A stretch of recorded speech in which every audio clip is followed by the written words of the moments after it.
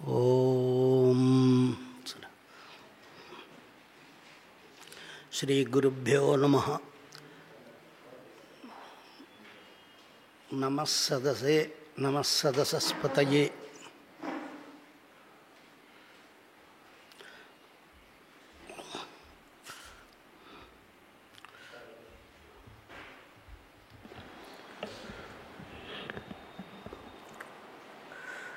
மந்தஸ்மிதம் ஸ்புரிதமுக்தமுகாரவிந்தம் கந்தர்ப்பகோடிசதசுந்தர திவ்யமூர்த்திம் ஆதாம்ரகோமலஜடா கடிதேந்துரேகம் ஆலோகயே வடதடீநிலயம் தயாளும்.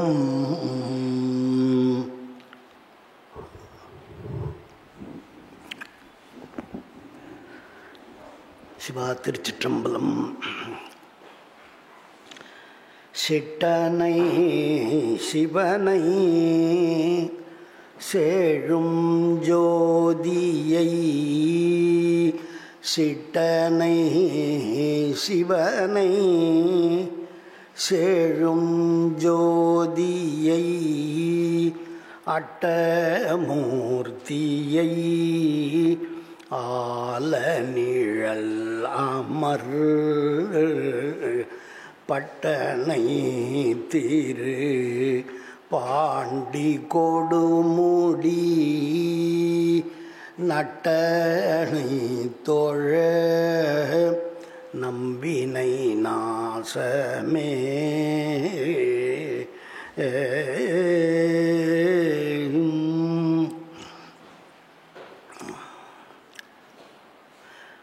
கல்லால் நிழல் மலை வில்லார் அருளிய பொல்லார் இணைமலர் நல்லார் புனைவரே.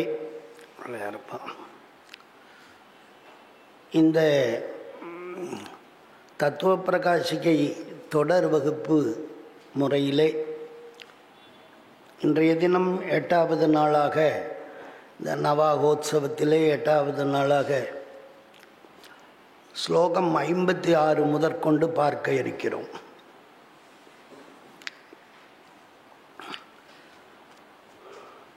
அகங்கார தத்துவம் 3 வகையாக பிரிந்து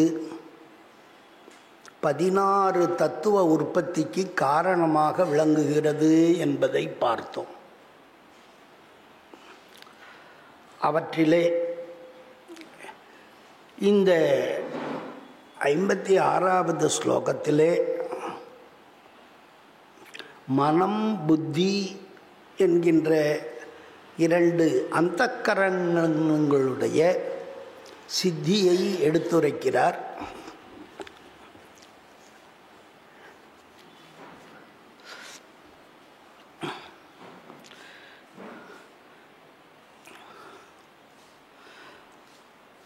இச்சாரூபம் ஹி மனோ வியாபாரஸ்தஸ்ய பவதி சங்கல்பஹ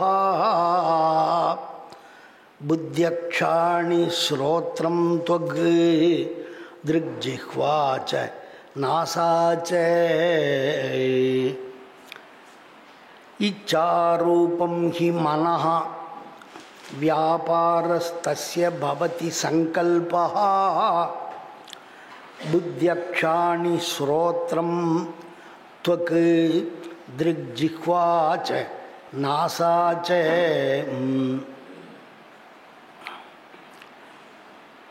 இச்சாரூபம் மனஹா ஹி தஸ்ய வியாபாரஹ சங்கல்பஹ பவதி ஸ்ரோத்ரம் த்வக் திருக் ஜிஹ்வா ச நாசா ச. இதில் மனம் புத்தீந்திரியங்களான ஞானேந்திரியங்களினுடைய தோற்றத்தை சொல்லுகிறார். இச்சாரூபம், இச்சான்னா வாஞ்சான்னு அர்த்தம். வாஞ்சான்னா நாம் விருப்பப்படுறது, இச்சை வடிவமாக இருப்பது அல்லவா மனஹா, மனம்ங்கிற தத்துவம். மனஸ்தத்துவம் தோன்றிற்றுன்னு சொல்கிறார். இச்சாரூபம் ஹி மனசு. இது எதுலேருந்து? சாத்விகாஹங்காரம், தைஜசாஹங்காரம், வைகிருத்திகாஹங்காரம், அப்புறம் பௌத்திகாஹங்காரம்னு 3 விதமான அகங்காரங்கள். சாத்விகாஹங்காரமாகிய அந்த அகங்காரத்திலே இருந்து இந்த மனஸ்தத்துவமானது தோன்றும். இந்த மனஸ்தத்துவத்துக்கு, மனசுக்கு எப்பயுமே ஆசை தான். இச்சாரூபம் மனஹா, வாஞ்சாரூபம். அந்த மனசுக்கு, மனதினுடைய வியாபாரம், அந்த மனம் என்ன தொழில் பண்ணுகிறது அப்படின்னு கேட்டால், மனதின் வியாபாரம் தொழில் என்னன்னு கேட்டால் சங்கல்பம். மனஸ்தத்வாய மகாதிபதியே சங்கல்பாய நமஹான்னு சொல்கிறோம். சங்கல்பம் எண்ணுவது, அதுதான் அதனுடைய வேலை. இப்படி சங்கல்பமாக இருக்கு. ஸ்ரோத்ரம், அடுத்தபடியாக இந்த ஞானேந்திரியம், தீந்திரியம்னு சொல்லுவா. தீன்னா ஞானம்னு அர்த்தம், அறிவுன்னு அர்த்தம். இந்த அறிவு பொறிகள் 5 நமக்கு அதெல்லாம் ஒவ்வொன்றை அறிவிக்கிறதாலே அதற்கு அறிவு பொறிகள்னு பேர். என்னென்னத்தையெல்லாம் ஒவ்வொன்றும் நமக்கு தெரியப்படுத்தும். காது ஸ்ரோத்ரம், தொக்கு தோல், திருக்குன்னா பார்வை, விழி கண்ணு அர்த்தம். ஜிஹ்வான்னா ரசனா, நாக்குக்கு பேர். நாசா மூக்குக்கு பேர். நாசா நாசிகா எல்லாமே ஒன்று தான். இந்த ஸ்ரோத்ரம், தொக்கு, சக்ஷுர், ஜிஹ்வா, கிராணம், இந்த 5க்கும் புத்தீந்திரியங்கள்னு பேர். புத்தியக்ஷாணி, அக்ஷம்ன்ற சொல்லுக்கு இந்திரியம்னு பொதுவான சாமுதாயிக அர்த்தம். அக்ஷின்னா கண்ணு, பொதுவாக அக்ஷம்னா 5 இந்திரியங்களையும் சொல்லும், இந்திரியங்கள்னு அர்த்தம். இப்போ புத்தியக்ஷாணி, புத்தியை சார்ந்த அக்ஷாணி கருவி. அறிவு பொறிகள்னு பேர் இருக்கு, அறிவு புலன்கள்னு சொல்லலாம். இப்படி இந்த ஸ்லோகத்தில் வேற ஒன்றும் சொல்லலை. இச்சாரூபமாக இருப்பது மனசு. அந்த மனசுக்கு என்ன காரியம் என்றால் சங்கல்பம் செய்வது ஆகும். மனஸ்தத்துவம், அதனுடைய காரியம் சங்கல்பம். மனஸ்தத்துவ ஸ்வரூபம் இச்சாரூபம் மனஹா, தத் காரியம் தூ சங்கல்பம்னு சொல்லி முடித்தார். 5 ஞானேந்திரியங்கள் பெயரை நமக்கு இங்கே அறிமுகப்படுத்தி சொல்கிறார் இந்த ஸ்லோகத்தில். ஸ்ரோத்ரம், தொக்கு, சக்ஷுர் அதாவது திருக்கு, ஜிஹ்வா, நாசா, இவை 5ம் புத்தியக்ஷாணி பவதி. இது புத்தியக்ஷாணி, அறிவு புலன்களாக இருக்குது. அதுதான் இந்த ஸ்லோகத்தில். இச்சாஸ்வரூபமாக உடையதே, அதாவது விரும்புவதையே வடிவமாக கொண்டதே மனசு. மனசுன்னா ஏதாவது ஒன்று ஆசைப்பட்டுட்டே இருக்கும், அதான் அதனுடைய வேலை. அது ஸ்வரூபமே அதான். கொஞ்சமாவது மனசு வையன்னுவா. ஆசைப்படலைன்னா என்ன சொல்லுவா? மனசு வையன். மனசு தான் ஆசைக்கு இதுவாக இருக்குது. அதனால் விருப்பம், இச்சா என்றால் விருப்பம், விருப்பத்தையே வடிவமாக தனக்கு உருவமாக கொண்டது மனது. இந்த மனசுக்கு சங்கல்பம், சமயக்கு கல்பம், எண்ணுதல்னு அர்த்தம். எண்ணுகேன் என் சொல்லி எண்ணுகேனோன்னார் எம்பெருமான்.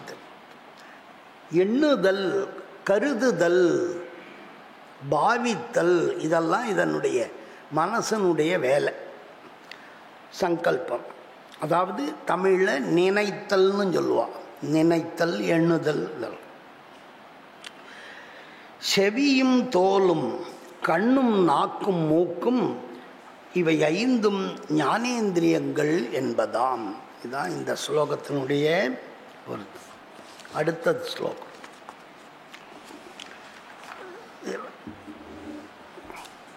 இந்த ஸ்லோகத்தால் இந்த புத்தீந்திரியங்கள் ஐந்துன்னு சொன்னார் இல்லையா முதல் ஸ்லோகத்தில், அந்த புத்தீந்திரியங்கள் ஐந்தும் என்னத்தை கிரகிக்கும் அப்படிங்கிறத சொல்கிறார்.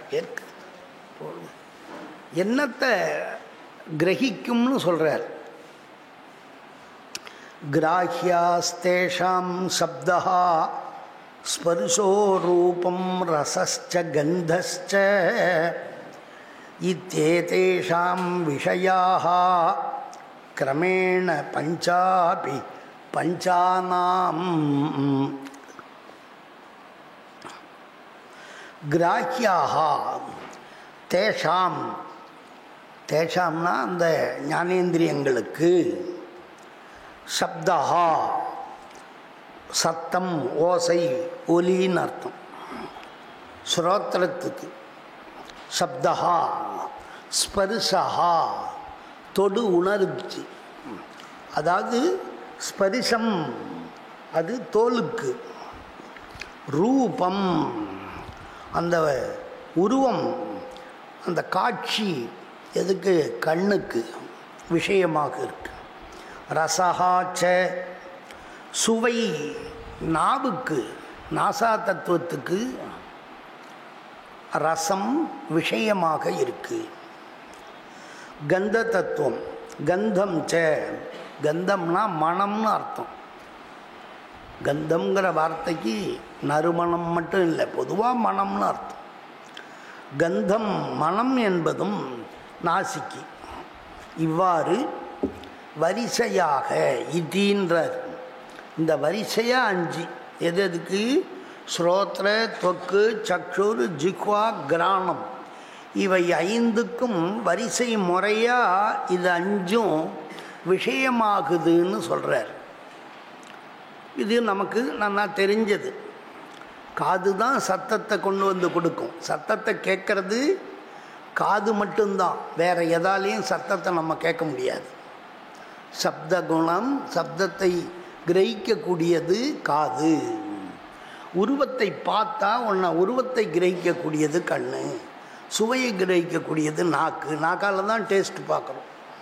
இப்படி நம்ம இந்த 5 அறிவு புலன்கள், ஒரு குழந்தைய தூக்கி கொஞ்சம் அப்பா குழந்தை நல்லா ஆனந்தமாக இருக்குன்னு, அப்போ அது தோல் தொக்கு ஆனந்தம் கொடுக்குது. இப்படியாக 5ம் 5 விதமான விஷயங்களை நமக்கு கிரகிக்கிறது. விஷயம்னு சொன்னால் எதனால் எது பெறப்படுகிறதோ அதற்கு விஷயம்னு பேர். இந்த இடத்துல விஷயம்ங்கிற சொல்லுக்கு கந்தாதிகள் தான் விஷயம். அப்படி இந்த சப்தம் தன்மாத்திரைகள் விஷயங்கள் என்று சொல்லப்படுகிறது.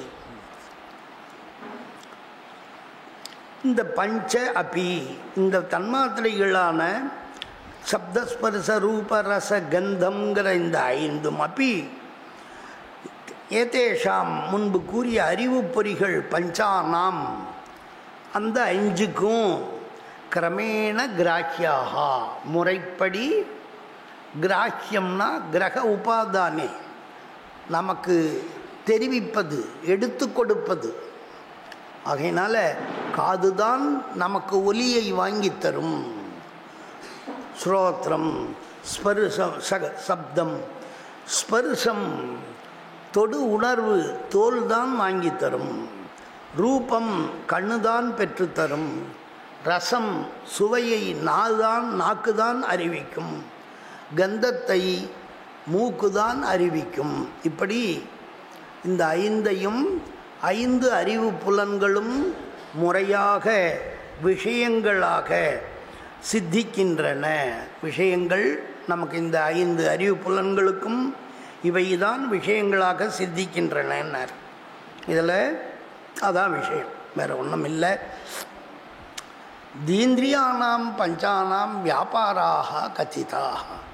அறிவு புலன்கள் 5க்கும் என்ன செயல்பாடுங்கிறத நம்ம இதிலேருந்து தெரிஞ்சுக்கிறோம். இதெல்லாம் நம்ம போக்கியம். நம்ம கண்ணால் பார்த்து சுகப்படுறோம், காதால் பாட்டு கேட்டு சுகப்படுறோம். இந்த அறிவு புலன்களால் தான் நம்ம போக்கியத்தை அனுபவிக்கிறோம். அதனால் இது சாதனம், போக்கியங்கள். இதெல்லாம் வியாபாரம். இப்படி தத்துவஞானெலாம் சொல்லியிருக்கா. இதனுடைய கருத்துரை, அந்த ஞானேந்திரியங்களுக்கு சப்தம், ஸ்பரிசம், ரூபம், ரசம், கந்தம் ஆகிய இவை அறியத்தக்கவைகள். விஷயம்னா அறியத்தக்கவைகள், அறிந்து கொள்ளக்கூடியவை. இந்த காரணத்தினாலே இந்த 5 இந்திரியங்களுக்கும் 5 விஷயங்களுக்கும் முறையே, அதாவது காதுக்கு சத்தமும், தோலுக்கு ஸ்பரிசமும், கண்ணுக்கு ரூபமும், காதுக்கு ரசமும், நாசிக்கு கந்தமும் விஷயங்களாக சித்திக்கின்றன. அதான் இந்த ஸ்லோகம். இந்த ஸ்லோகத்தினுடைய கருத்து அதுதான். இந்த ஸ்லோகத்தில் வேறொரு செய்தியும் கிடையாது. இந்த ஸ்லோகத்தால் நமக்கு சொன்னது அறிவு புலன்கள் 5க்கும் எது கிராஹ்ய விஷயங்கள் என்பதை இந்த ஸ்லோகத்தில் சொல்லி முடித்தார். அடுத்ததான 58வது ஸ்லோகம். சப்தாதீனாம் கிரகணம் வியாபார கீர்த்தித கிரமேணைஷாம் வாக்பாணி பாத பாயூபஸ்தாக கர்மேந்திரியாணி ஸ்யுஹு. இதில் இந்த ஸ்லோகத்தினால சப்தம் முதலானவைகளினுடைய வியாபாரத்தை, கர்மேந்திரியங்களையும் சொல்கிறார். முதல் ஸ்லோகத்தால் சப்தாதிகளை, தன்மாத்திரைகளை சொன்னார். அதுக்கு வியாபாரம் என்னான்னு சொல்லலை. இந்த ஸ்லோகத்தில் அந்த சப்தாதிகளுக்கு வியாபாரத்தை சொல்லி, தொழிலை சொல்லி கர்மேந்திரியங்கள் எனப்படுபவை யாவைங்கிறத இந்த ஸ்லோகத்தில் சொல்கிறேன். சப்தாதீனாம் கிரகணம் வியாபார கீர்த்திதா கிரமேண ஏஷாம் வாக்பாணி பாத பாயூபஸ்தாக கர்மேந்திரியாணி ஸ்யுஹு.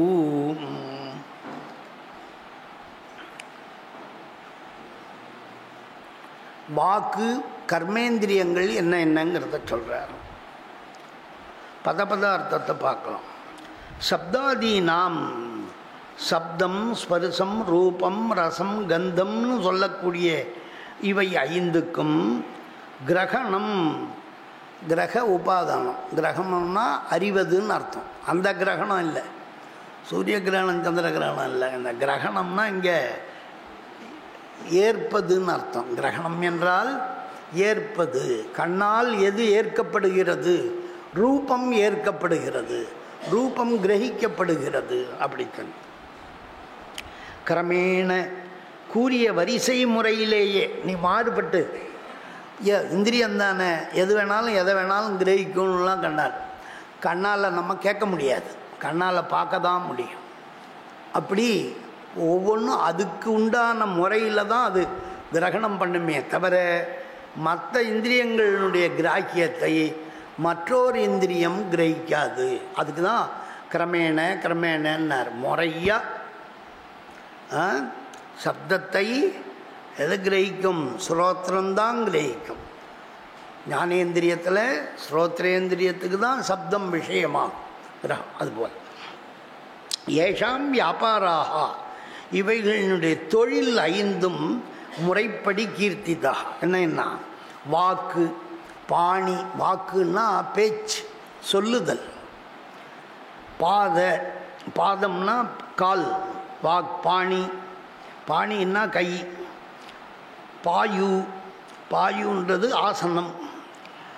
உபஸ்தாக குறி, எருவாய் கருவாயின்னு சொல்லுவாள். அப்படியாக இந்த 5 செயற்புலன்கள், செயல்படுகின்ற புலன்கள். இதை இந்த செயற்புலன்கள்ன்றதை சில பேர் ஒத்துக்கிறது இல்லை. நையாயிகள்லாம் அதெல்லாம் ஒத்துக்க மாட்டா. ஏகப்பட்டது இருக்குது செயல் புலன்கள், இதுக்குன்னு ஒத்துக்கணுமான்னு. ஆனால் சைவ சித்தாந்தத்தில் இதை 5ம் உண்டுன்னு சித்தாந்தம் பண்ணி சொல்கிறார். அதுக்கு ஆட்சேபம்லாம் சொல்கிறா. புருவம் நெரிக்கிறது கூட தான் ஒரு செயல். அதையெல்லாம் நம்ம தத்துவம்னு ஒத்துக்க முடியுமா? புருவத்தை நெரிச்சு காட்டுறா. அதான் சொன்னார், உடம்பு பூரா தோல் இருக்குது தானே, அதனால் தோல் வியாபாரம்தான். அது வியாபாரங்கிறது கர்மாங்கிறது இவைகளால் தான் நடக்கும். அதனால் கர்மேந்திரியங்கள் அவசியம் ஒப்புக்கொள்ளப்பட வேண்டியவை அப்படின்னு சொல்லி முடிக்கிறார். அதுக்கு ஆட்சேபம் கேட்டு சமாதானம் சொல்கிறார். புருவம் நெரிக்கிறதுன்னா அதுவும் ஒரு வேலை தான், உதட்டது கண்டிப்பாக சில பேர். இதெல்லாம் சின்ன சின்ன சேஞ்சஸ் கூட, மாற்றங்கள் கூட இந்த கர்மேந்திரியங்களினுடைய தொழிலாகத்தான் அமைகிறது. உடல் முழுவதும் இருக்கிற தோல் எப்படி உணர்வை எங்கு தொட்டாலும் காட்டுகிறதோ, அதுபோல் இந்த உடம்பில் எங்கே செய்கிறதும் இந்திரியங்களால் ஆவது தான் அப்படிங்கிறத சொல்லி நம்ம ஒத்துக்கிறோம். அதனால் இந்த கர்மேந்திரியங்கள் 5 தான் என்பதை இந்த ஸ்லோகத்தில் எது எது கர்மேந்திரியங்கள்னு சொல்கிறார். இதில் புரியாதது எதாவது இருந்தால், வாக்கு, வாயால் தான் நம்ம எல்லாம் பேசுகிறோம், வாயாலே புண்ணியத்தை சம்பாதிக்கிறோம், வாயாலே பாபத்தை சம்பாதிக்கிறோம். அதனால் வாக்குங்கிறது ரொம்ப முக்கியம். வார்த்தை, வச்சனம், அதுக்கு பேர் வச்சனம்னு பேர், வாக்கியம். பாணி, கை, இந்த கை என்ன பண்ணுது? கொடுக்குது, வாங்குது. தானம், ஆதானம். ஆதானம்னா வாங்கிறது, தானம்னா கொடுக்கறது. கொடுக்கறதும் இந்த கை தான், வாங்கிறதும் இந்த கை தான். அதான் பாணி, வாக்கு, பாணி. பாதம், கமனம், ஆகமனம். பாதம் என்ன வேலை பண்ணுது? செயற்புலன்னா செயல்படணுமோன்னு. என்ன செயல்படுது? கால் இருந்தால் தான் போக முடியும், கால் இருந்தால் தான் வர முடியும். காலாலே செல்கிறோம், வருகிறோம். அதான் கமனம், ஆகமனம். இது ரெண்டும் அந்த பாத தத்துவத்தினுடைய வியாபாரம். வாக்கு, பாணி, பாத, பாணி. பாயு, பாயுங்கிறது ஆசனம். அதனால் கழிவுப் பொருள்கள் வெளியேற்றம், வியர்வை முதலான கழிவுப் பொருள்களை வெளியேற்றம் பண்ணுவது, உடம்பை அப்பப்போ உள்ளும் புறமும் சுத்தம் செய்யக்கூடிய பெரிய முக்கியமான வேலையை இந்த பாயு தத்துவம் செய்கிறது. விண்மூத்திராதிகளை விசர்ஜனம் செய்கிறது.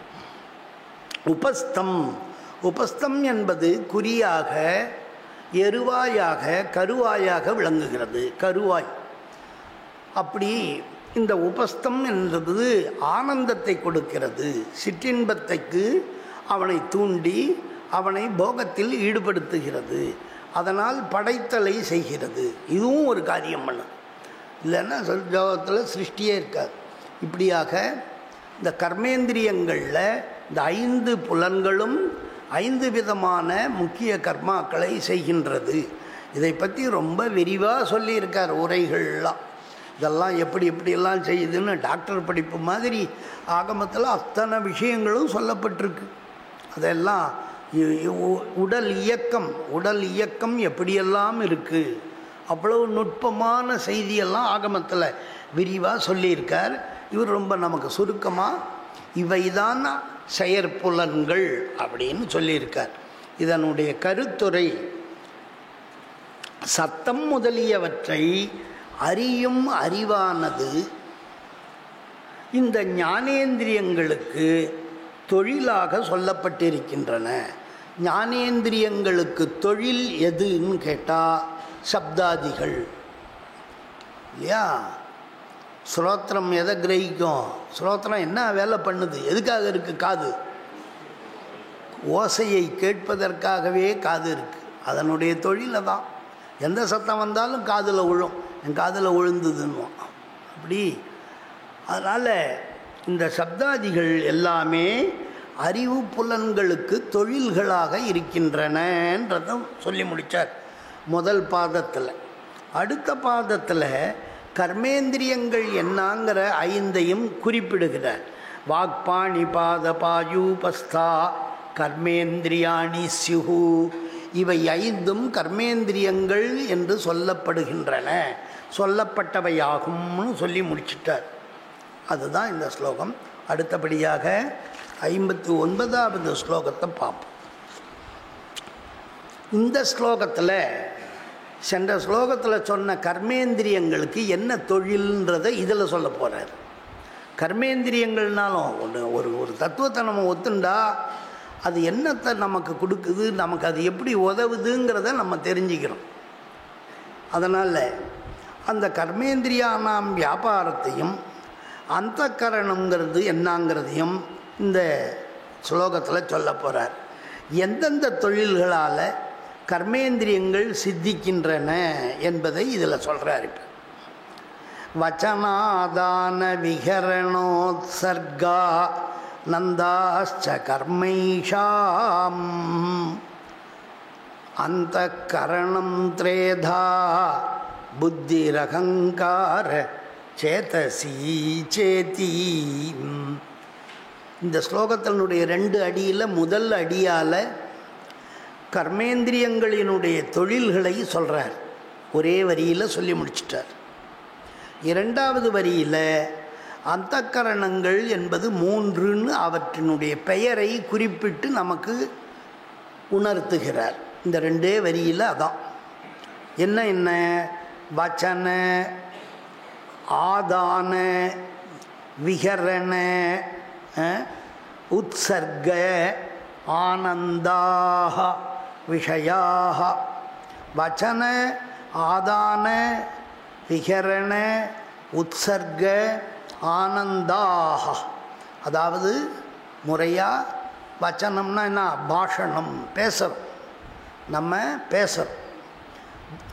ஆதானம் எடுக்கிறோம், கமனம் காலால் நடக்கிறோம், விசர்க்கம் கழிவு பொருள்களை வெளியேற்றுகிறது விசர்க்கம், ஆனந்தம் குறிகளாலே ஆனந்தத்தை அடைகிறோம். விகரணம்னா கமனம்னு அர்த்தம், போகிறது வர்றது. இந்த சொல்லுக்கு பொருள் தெரியும். ஆதானம்னா எடுக்கிறது, வச்சன ஆதான. விகரணம்னா கமனம்னு அர்த்தம், விகரதி. விகாரம்னா சுத்துறதுன்னு அர்த்தம், திரியறதுன்னு அர்த்தம். கால் இருந்தால் தானே சுற்றி திரிய முடியும், அதனால் விகரணம்னு போட்டார்.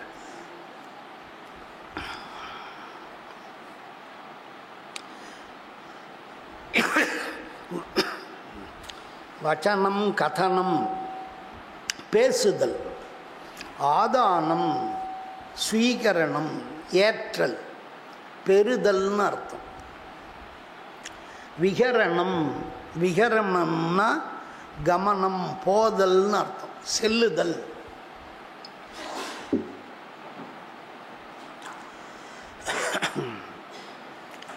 உத்சர்கா மல அபநயனம். உத்சர்க்கம் என்றால் மல நீக்கம். மலம்ங்கிற சொல்லால் இந்த உடம்பில் 14 விதமான அழுக்கு இருக்கிறதாக தர்மசாஸ்திரம் சொல்லுது.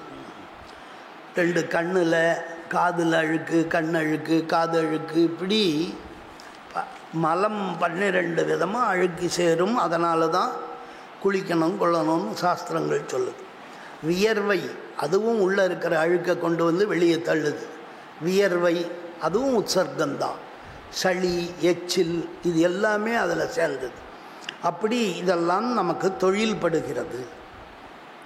உற்சர்க்கம் ஆனந்தம். ஆனந்தம்னா கழித்தல், அனுபவித்தல், இவையெல்லாம். கர்மச்ச கர்மானா தொழில். இதுதான் தொழில். எதுக்கு? வாக்பாணி பாதாதிகளுக்கு இதான் தொழில். வாக்குக்கு தொழில் பேசுதல், பாணிக்கு தொழில் ஆதானம், பாதத்துக்கு தொழில் விகரணம் சுத்தது, பாயுவுக்கு தொழில் கழிவு வெளியேற்றம், உபஸ்தத்துக்கு தொழில் கழித்தல் சந்தோஷித்தல். இதுதான் வேலை. கர்மச்ச அப்படி சொல்லி முடித்தார். அந்த கரணம்னு ஒரு 3 சைவ சித்தாந்தத்தில் உள்ள நமக்கு உள்ள ரொம்ப முக்கியமான கருவியாக இருக்குது. நம்ம சுகபோகத்தை அனுபவிப்பதற்கு முக்கிய கருவியாக இருப்பது எதுன்னா அது இந்த அந்த கரணங்கள் தான். அந்த கரணத்தில் நமக்கு எல்லாருக்கும் தெரிஞ்சது மனசு தெரியும். இந்த இடத்துல சொல்கிறார் புத்தி அகங்காரம். புத்தி புத்தி தத்துவம். அந்த கரண திரேதா புத்திர் அகங்கார சேதசி சேதி. புத்தி, அகங்காரம், சேதஸ் மனஸ்தத்துவம், சித்தம். சில பேர் சித்தத்தை தனியாக சொல்லுவா, மனம் வேற சித்தம் வேறேன்னு. சில பேர் அந்த கரணத்தை 4ன்னு சொல்கிறவாளும் உண்டு. சித்தத்தையும் மனத்தையும் ஒன்றாக்கி அந்த கரணம் 3 தான்ன்றது முடிவு. மனம், புத்தி, அகங்காரம், இந்த 3த்துக்கு தான் அந்த கரணம்னு பேர். 36 தத்துவத்தையும் பிரிக்கும்போது அந்த கரணம் 3 அப்படின்னு தான் சொல்லுவோம். அந்த கரணம்னா என்ன? அந்தஹான்னா உள்ளே, உள்ளேயே நமக்கு இருக்கிறதால இதுக்கு அகப்பொறிகள். அகப்பொறி, அகப்பொறின்னு அகம்னா தன்னகத்தே இருப்பது. உள்ளு இந்திரியம் எப்படி வேணாலும் தமிழில் சொல்லலாம். அந்த கரணம், கரணம்னா கருவி, அந்தஹான்னா உள்ளே, உள்ளே இருக்கக்கூடிய அகக்கருவிகள் இவை 3. புத்தியால் அறிகிறோம். அகங்காரன்றது என்னவா இருக்கு? நான் அறிகிறேன், நான் பார்த்தேன், நான் அறிகிறேன்னு சொல்கிறான், நான் சொகப்படுறேன்னு சொல்கிறான். அப்போ நான் என்ற எண்ணம் அகங்காரம். புத்தி அறிகிறேன் என்பது அறிவிக்கிறது புத்தி. சித்தம், சித்தம்ங்கிறது மனசு, அதை பார்க்க நினைக்கிது. மனசு நினச்ச உடனே மனம் இந்திரியத்தோடு சேருது, இந்திரியம் விஷயத்தை காட்டுது. அப்படியாக ஆத்மா மனசா சம்யுஜ்யத்தே. ஆத்மா மனசோடு சேரணும், மனசு இந்திரியத்தோடு சேரணும், இந்திரியம் விஷயத்தோடு சேரணும். திருப்பி அங்கேருந்து வரும்போது விஷயம் முதல்ல இந்திரியத்துக்கிட்ட வரும், இந்திரியம் அடுத்தபடியாக மனசுக்கிட்ட சொல்லும், அந்த மனசு ஆத்மா கிட்ட சொல்லிடும். இதில் இந்த டச்சப்பில் 1 டச்சப்பு விட்டு போனாலும் எதிர்க்க இருந்தது கிரகிக்காது. சில பேர் பார்த்துட்டே இருப்பான், கேட்டுட்டே இருப்பான், இவன் மனசு எங்கேயோ இருந்துடும். என்ன சொன்னேன் அப்படின்னா ஏன் சொல்கிறான்? மனசு அதோட சேரலைன்னா செவி ஒலி தான் வந்தது, அது வாங்கி எல்லாம் உள்ளே ஸ்டோர் பண்ணியெல்லாம் வைக்காது. மனசு காதில் இருந்தால் என்ன சொல்கிறாங்கிறது இவன் மனசு புத்தி கெட்டும். இவன் மனசை எங்கேயோ வச்சுட்டு இந்திரியத்தை ஒரு பக்கம் டச்சப் இல்லாமல் இருந்து போச்சுன்னா அந்த விஷய கிரகணம் வராது. அதனால தான் எந்த ஒரு மனசுன்னு ஒன்று இல்லாமல் இந்திரியம்ங்கிறது வெறும் கரணம், கருவி, அதாலேயே பார்த்துட முடியாது. இருட்டில் என்ன இருக்குன்னு பார்க்குறதுக்கு டார்ச்சு லைட்டு தேவை. நான் டார்ச் லைட்டே காட்டிடுமா பொருளை? கண்ணுன்னு ஒன்று வேணும். அந்த கண்ணு அறிவுடையவனுடாக இருக்கணும். அப்போ தான் நாம் என்னத்தை பார்க்கணும்னு ஆசை இருக்கணும். அப்போ பார்க்குறான். கண்ணுன்றது கருவியாக இருக்குது பார்வதிக்கு. கண்ணே காட்டாது, கண்ணு அச்சேத்தனம், அச்சேத்தனம் இப்படி காட்டும். அதனால் சைவ சித்தாந்தம் சொல்லுது சித்து, அந்த சித்துங்கிறது தான் பிரமாணம். அதுதான் எல்லாத்துக்கும் அந்த அறிவு புலன் போய் போய் சேர்ந்தால் ஒழிய எதையுமே நாம் அறிய முடியாது. அதில் அந்த கரணம் இவை 3ன்னு சொன்னார். திரேதா, இதை விட நமக்கு பிரமாணம் 4ங்கிறதெல்லாம் ஒத்துக்கவே வேண்டியதில்லை. சித்தம் துச்சேதோ ஹிருதயம் ஸ்வாந்தம் ஹிருண்மானசம் மனஹா அமரம். சித்தம்னாலும் மனசுன்னாலும் ஒன்று தான். சில தமிழில் சில பேர் சித்தத்தை தனியாகவும் மனதை தனியாகவும் சொல்லுகிறார்கள். அது விதம் வேறு, அபாவ பிரதிபாத்தியம் வேறு, அதையே பிரிச்சுக்கிறா வேற ஒன்று. முன் கூறிய கர்மேந்திரியங்கள் 5க்கும் முறையே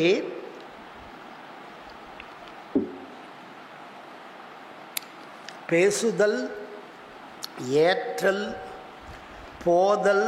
போதல்னா என்ன? போகுதல்னு அர்த்தம், கமனம்னு அர்த்தம். மல நீக்கம், அழுக்கு வெளியேற்றம், ஆனந்தம் அனுபவித்தல் ஆகிய இவை இந்த கர்மேந்திரியங்களினுடைய தொழில்கள் ஆகும். கர்மேந்திரியங்களினுடைய வியாபாரங்கள் என்னன்னா இது 5 தான். 5க்கு 5 எது எதுக்கு என்னன்றது உங்களுக்கு தெரியும். அடுத்ததாக அந்த கரணமானது புத்தி, அகங்காரம், சித்தம் என்று 3 விதங்களாக விளங்குகிறது.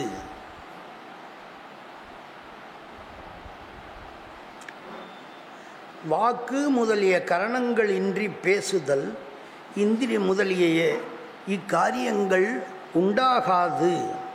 ஆகையால் கர்மேந்திரியங்கள் உண்டு எனவும் தேவை எனவும் கொள்ள வேண்டும். வாக்கு முதலிய கரணங்கள் இன்றி பேசுறதுன்றது நமக்கு இந்த காரியங்கள்லாம் உண்டாகாது. ஆகையினால அந்த கர்மேந்திரியங்கள் உண்டு எனவும் அந்த கர்மேந்திரியங்கள் தேவை எனவும் கொள்ள வேண்டும். இந்திரியங்கள் பொதுவாக உள்ளிந்திரியம், வெளி இந்திரியம், பாஹ்யேந்திரியம், ஆபியந்தர இந்திரியம், அந்தக்கரணம்னு சொல்கிற மாதிரி வெளி இந்திரியம் உள் இந்திரியம் என்று 2 பிரிவை உடையதுங்கிறது இங்கேன்னு தெரியுது. அந்தக்கரணம்னு சொன்னாலே ஓஹோ பகிகரணமும் இருக்குன்னு தெரியும், நமக்கு தெரிஞ்சிடுது. ஆக இந்த கரணங்கள் 2 நிலையிலே இருக்கிறது என்பது நமக்கு தெரியும். அடுத்த ஸ்லோகம் 60வது ஸ்லோகத்தில் இதனால் புறக்கருவியாகும் பொறிகளையும் 5 பூதங்களையும் கூறுகிறார். இந்த ஸ்லோகத்தால் என்ன சொல்கிறார்? இப்போ அகக்கருவி அந்தக்கரணம் சொன்ன மாதிரி புறக்கருவி என்னங்கிறத சொல்லி அந்த பஞ்சபூதங்களினுடைய விஷயத்தை கூறுகிறார். புத்தீந்திரிய கர்மேந்திரிய பேதாத்து பாஹ்யம் புனர்பவே தசதா தன்மாத்ரேப்யஸ் கபவன தேஜோம்பஹா க்ஷ்மேதி பஞ்சபூதானி. புத்தீந்திரிய கர்மேந்திரிய பேதாத்து பாஹ்யம் புனர்பவே தசதா. பாஹ்யம் புனஹா, இந்த இடத்துல புனஹா சப்தத்துக்கு பூர்ணம்னு அர்த்தம், முழுவதும்னு அர்த்தம். அந்தக்கரணம் உள்கரணம் 3ன்னீங்களே, இப்போ வெளிக்கரணம் எத்தனைன்னா வெளிக்கரணம் 10. ஏன்னா இந்த ஞானேந்திரியம் 5 கர்மேந்திரியம் 5 இந்த 2க்கும் தான் பகிகரணம்னு பேரும். இதை தெரிஞ்சுக்கணும். வெளி இந்திரியங்கள் 10ன்னு சொல்லி முடித்தார். தன்மாத்திரேபியா, தன்மாத்திரைகளில் இருந்து. எந்த தன்மாத்திரை? தன்மாத்திரைன்னா சப்தம், ஸ்பரிசம், ரூபம், ரசம், கந்தம். இந்த 5 தன்மாத்திரைகளிலிருந்து முறையாக பஞ்சபூதங்கள் வெளியே வருது, உண்டாகுது. பஞ்சபூதங்களின் தோற்றம் தன்மாத்திரைகளிலிருந்து வருகிறது. அதை சொல்கிறார். தன்மாத்திரேபியா. கம்னா ஆகாசம், பவனம்னா காற்று. க பவன.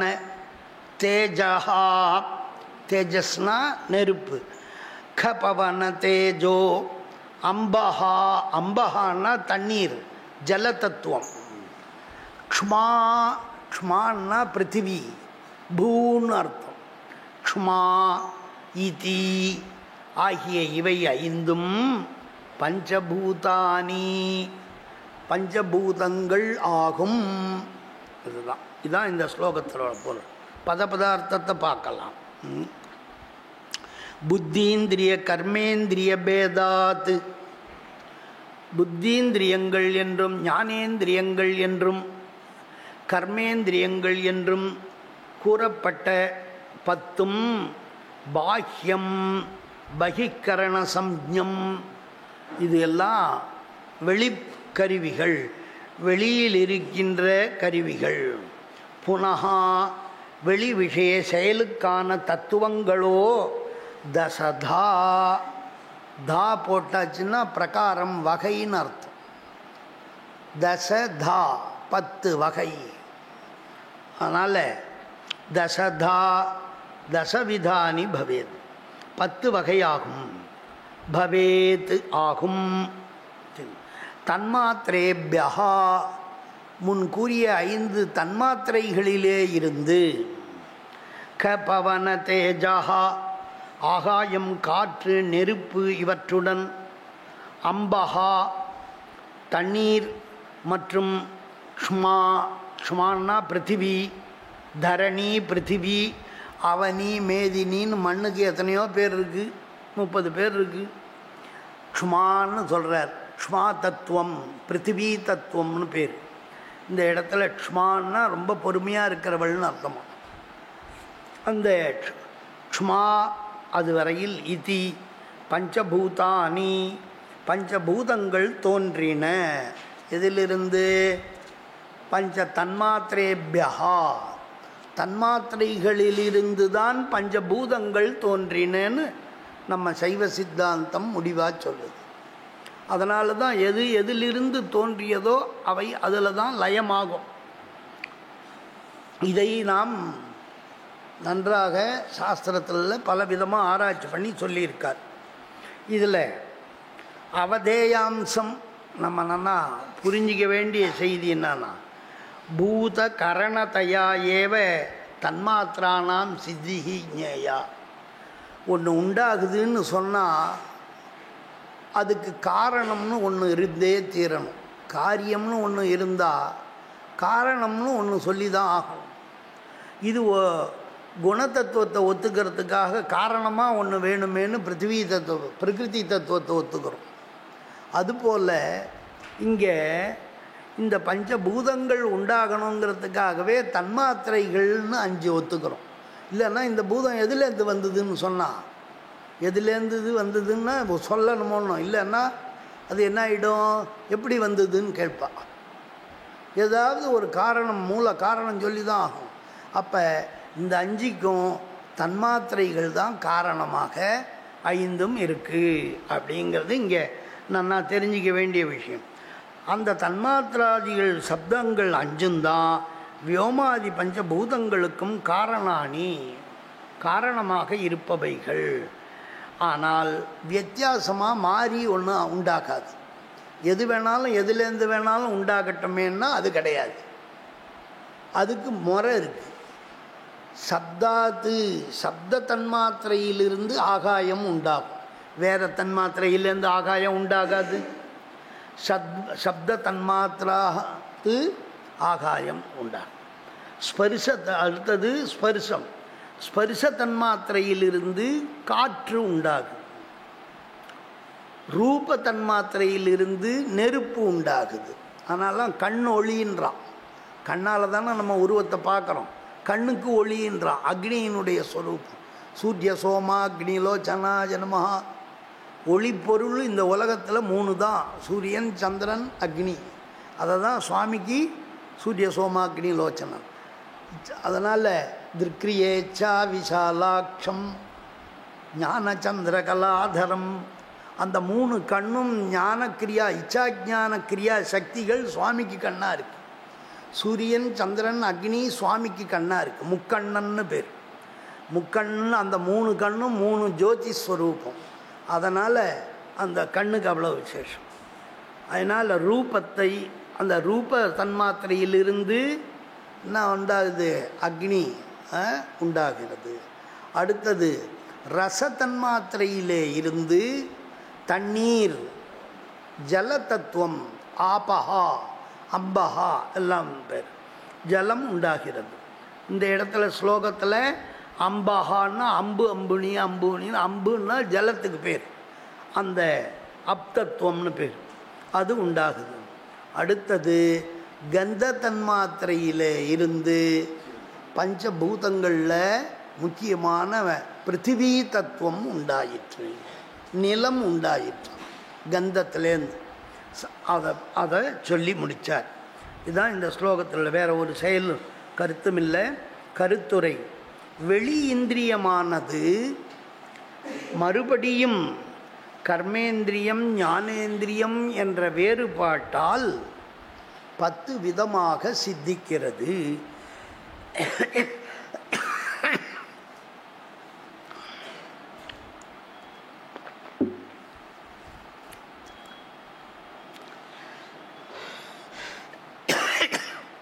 சப்தாதி பஞ்ச தன்மாத்திரைகளிலிருந்து ஆகாயம், வாயு, அக்னி, நீர், மண் என்னும் பஞ்சபூதங்கள் தோன்றுகின்றன.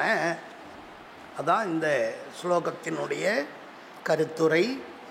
அடுத்ததாக 61வது ஸ்லோகத்தில் பஞ்சபூதங்கள் தோன்ற காரணமான இந்த தன்மாத்திரைகள் இவைகள்தான் என கூறுகிறார்.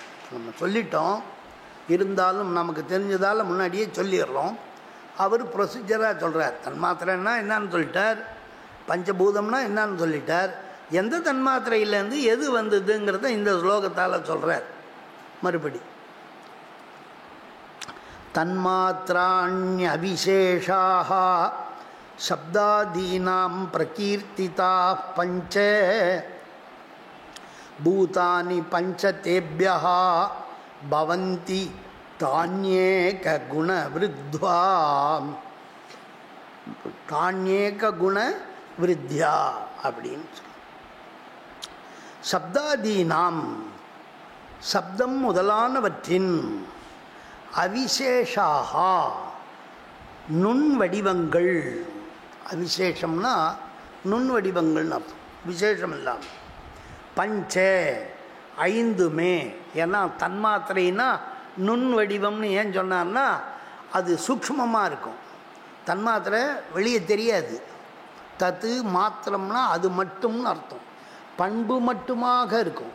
சப்தம் கண்ணுக்கு தெரியுமா, ஸ்பர்சம் கண்ணுக்கு தெரியுமா, அதனால் இதெல்லாம் கண்ணுக்கு தெரியாது, புலப்படாது. அதனால் சொல்கிறேன் நுண்மாற்றம், சூக்ஷ்மமாக இருக்குது.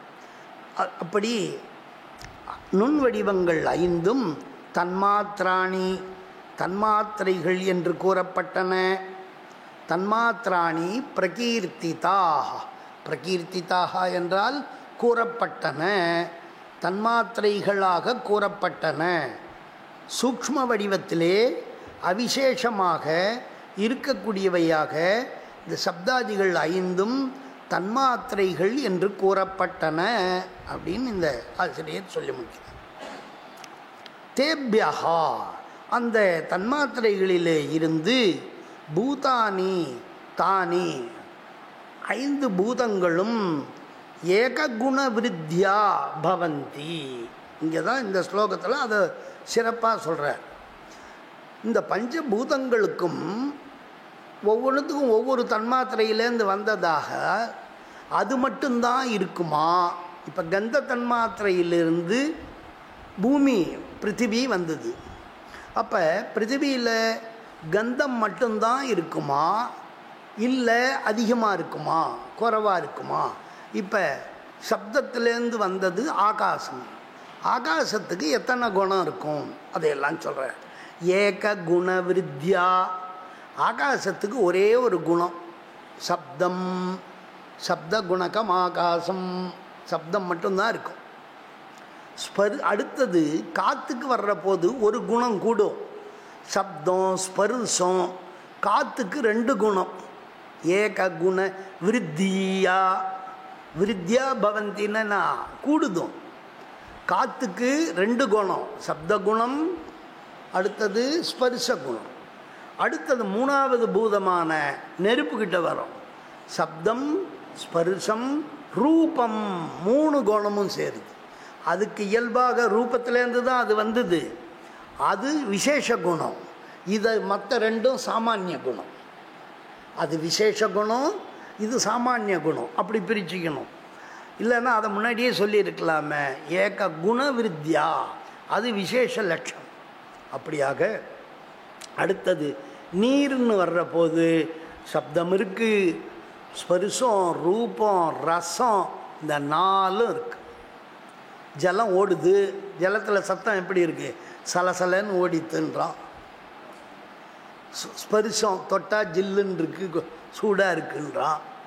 ரூபம் கண்ணுக்கு வெள்ளையாக இருக்குது, கலராக இருக்குதுன்னு சொல்கிறோம். சப்தம் ஸ்பர்சம் ரூபம் ரசம் சுவையும் இருக்குது, நன்னா இருக்குன்றான். சில இடத்துல உப்பு கரிக்குதுன்றான், சில இடத்துல தண்ணு நன்னா இளநீராட்டம் இருக்குன்றான். சுவையும் இந்த ஜலத்தில் இருக்குது. ஆகையினால ஜலத்துக்கு 4 குணம், ஒவ்வொரு குணம் கூடிகிட்டே வருது. 5ஆவதாக இருக்கிறது கீழே இருக்கிறது பூமி, இதுக்கு 5 குணமும் இருக்குது. பூமிக்கு சப்தமும் இருக்குது, ஸ்பர்சமும் இருக்குது, ரூபமும் இருக்குது, ரசமும் இருக்குது, கந்தமும் இருக்குது. இந்த பூமியில் விளையக்கூடிய பொருள் பழங்களையெல்லாம் பலாப்பழம் தான் அது ஒரு சுவையாக இருக்குது. அந்த சுவை எங்கேருந்து வந்தது? பூமியிலேருந்து தானே வந்தது.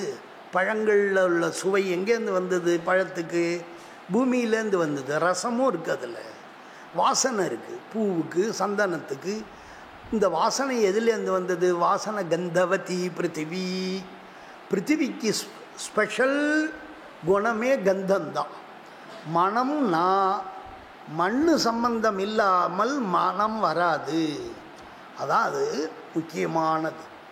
எப்படிப்பட்டதாக இருந்தாலும் மண் சம்பந்தம் இல்லாமல் மனம் என்பது வராது. தண்ணு சேர்ந்தால்தான் சுவை என்பது வரும். ரசம் வைக்கிறா, குழம்பு வைக்கிறான்னாங்க, மாவு பிசைகிறா, எல்லாத்துக்கும் கொஞ்சம் தண்ணு விட்டு பிசைஞ்சால்தான் அது டேஸ்ட்டே வரும். ரசம் வரணும்னா, சுவை வரணும்னா அந்த ஜலம் முக்கியம். அதான் சொல்கிறார்.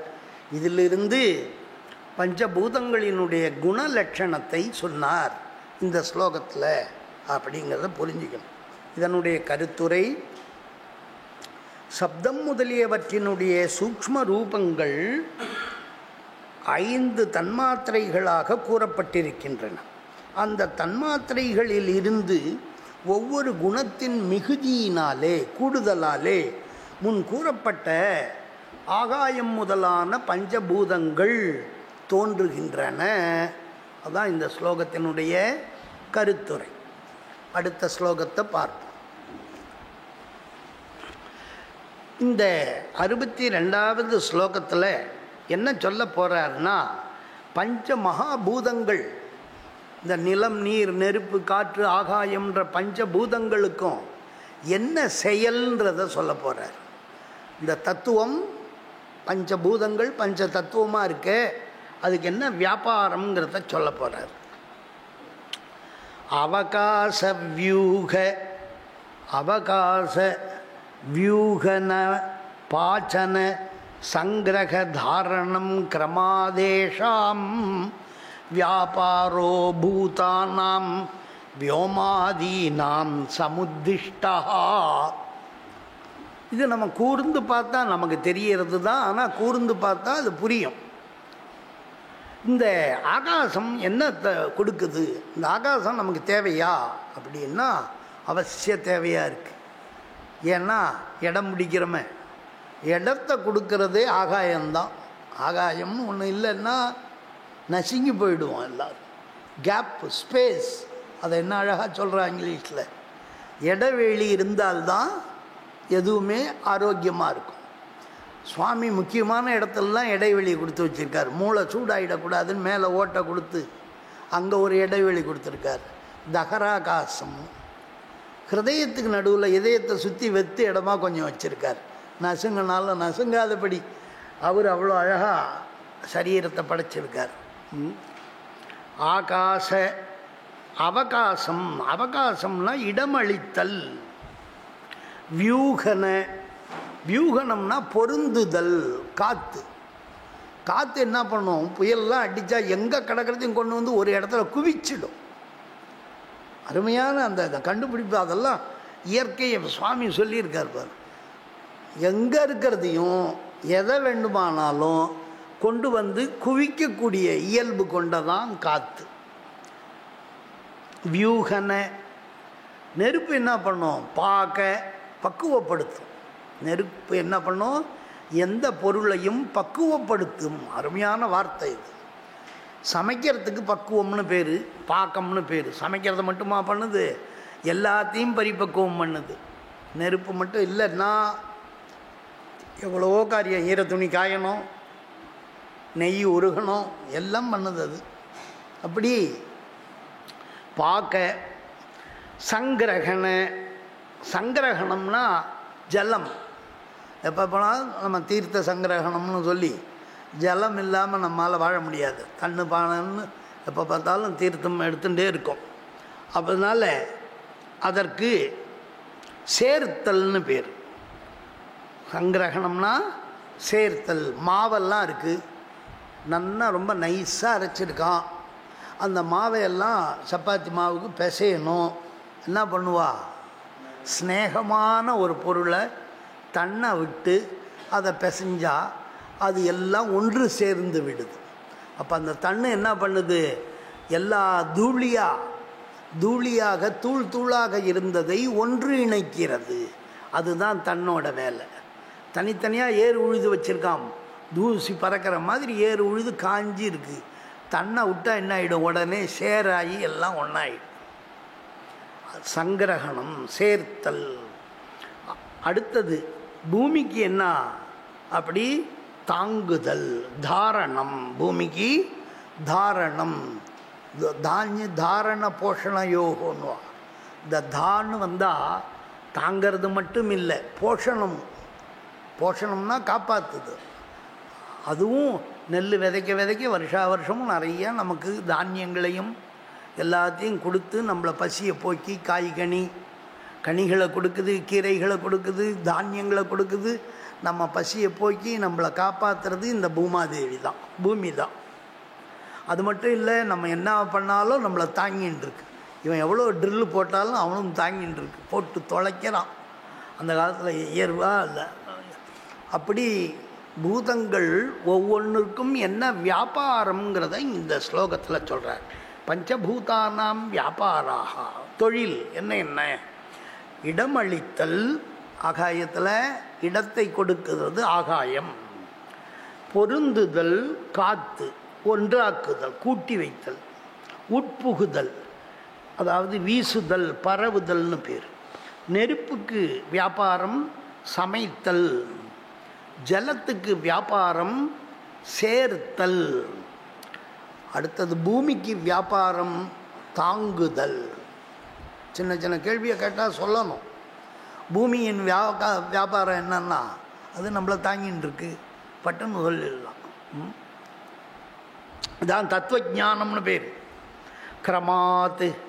இப்படி சொன்ன முறைப்படி கூறப்படுகிற வரிசை முறையிலேயே இடமளித்தல் முதலாகவே ஏஷாம் முன் கூறப்பட்ட 5 பெரும் பூதங்களாகிய 5 விதமான பஞ்சபூதங்களுக்கும் வியோமாதீனாம். வியோமன்னா ஆகாசத்துக்கு பேர். ஆகாசத்துக்கு சம்ஸ்கிருதத்தில் பல பெயர்கள் இருக்குது. வியோம என்றால் ஆகாயம், விண்ணுன்னு பேர், விண்ணகத்தான். விண்ணகம்னா ஆகாயம்னு அர்த்தம். வியோம, நபஹா, கம், அம்பரம், இப்படி எத்தனையோ பேர் இருக்கு. வியோம வியாபாரா. வியோமாதீனாம் ஸ்லோகத்தில் இருக்கிறதால சொல்கிறேன். சமுத்திஷ்டா, சமயக்கு உத்திஷ்டா, சமுத்திஷ்டா, நன்கு எடுத்து கூறப்பட்டதுன்னு சொல்லி முடிச்சிட்டார். எடுத்துரைக்கப்பட்டன. இதில் அவதேயாம்சமாக உணரப்பட வேண்டிய முக்கியமான கருத்து என்னன்னா, பஞ்சபூதங்களுக்கும் இந்த வியாபாரங்கிறது அவயவ கடனமாக அப்படி ஒவ்வொன்றுத்துக்கும் அந்த இப்போ நம்ம தமிழில் பார்த்தோமே அதுபோல் இடமளித்தல், அதே போல் ஒன்றிணைத்தல். சங்கிரகங்கிறது ஜல வியாபாரம், தாரணம் என்பது பூமியினுடைய வியாபாரம் அப்படின்னு பகுத்து விவிச்ச அவதாரியதாம். பகுத்து அறிய வேண்டும். எதுக்கு எது வியாபாரம்னு மாற்றி சொல்லக்கூடாது. அத்திரச்ச ஆகாசஸ்ய அவகாச மாத்திராத்து அந்நியத்துவம் அனித்யத்துவஞ்ச அகோர சிவாச்சாரியை தீபிகாயாம் விஸ்தரேன பிரதர்சித்தம்னு சொல்கிறார். இந்த எல்லா பூதங்களை விட ஆகாசம் மிக உயர்ந்ததாக இருக்கு. எதனால் அதை பற்றி விரிவாக சொல்லியிருக்கார். எல்லாத்துக்குமே இடம் கொடுக்கறது இந்த ஆகாயம்தான். பஞ்சபூதங்களில் மற்ற 4க்கும் இடம் கொடுத்துருக்கு. எல்லா குணங்களுக்கும் அது இடமாக இருக்குது. அதனால அதை இறைவனுக்கு நிகராக வியோம வியாபினே வியோம ரூபாயா என்று மந்திரங்களெல்லாம் கடவுளை ஆகாயத்தை பார்க்கணும். காலம்பரை இருந்தால் மங்களகரமானது ஆகாயம். வீட்டுக்குள்ளேயே ரூமுக்குள்ளேயே இருக்கக்கூடாது. காலம்பரை என்ன அதை பார்க்கணுன்னு இருக்குது. அதனால் ஆகாயத்தையாவது பார்க்கணும். ஆகாயத்தை பார்த்து ஒரு நமஸ்காரம் பண்ணாலே போகும்.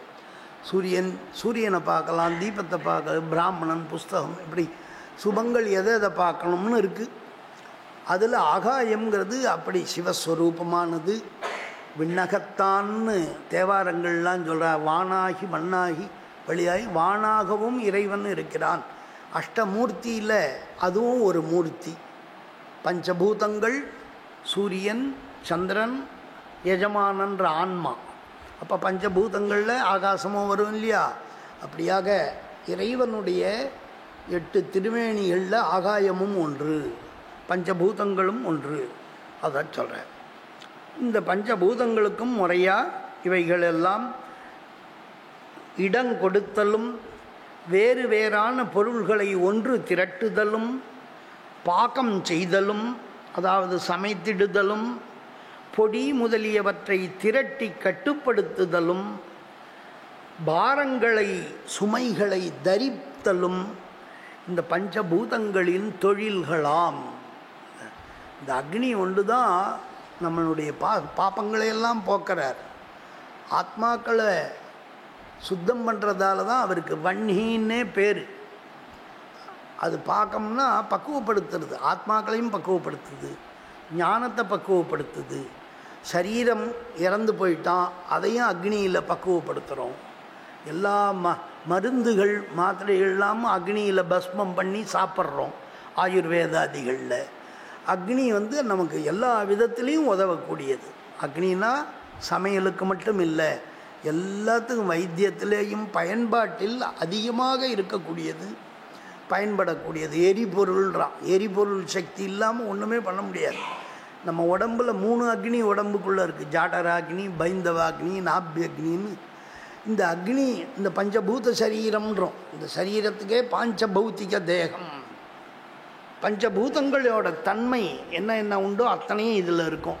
நாற்றம் இருக்கும், ஜலம் இருக்கும், மலம் இருக்கும், அந்த சூடு இருக்கும், எல்லாமே இருக்கும். பஞ்சபூதங்களுக்கு உண்டான குணங்களையெல்லாம் இந்த உடம்பு பெற்றிருக்கிறது.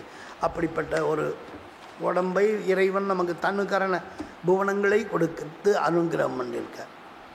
அடுத்த ஸ்லோகத்தால்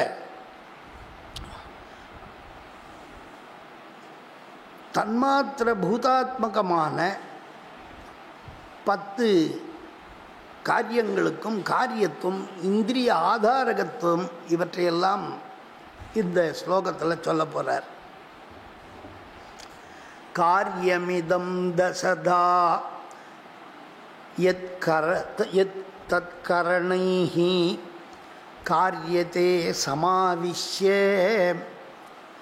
கரணான்ய அசமர்த்தத்வாத் காரியம் சம்ஸ்ரித்ய சேஷ்டந்தே.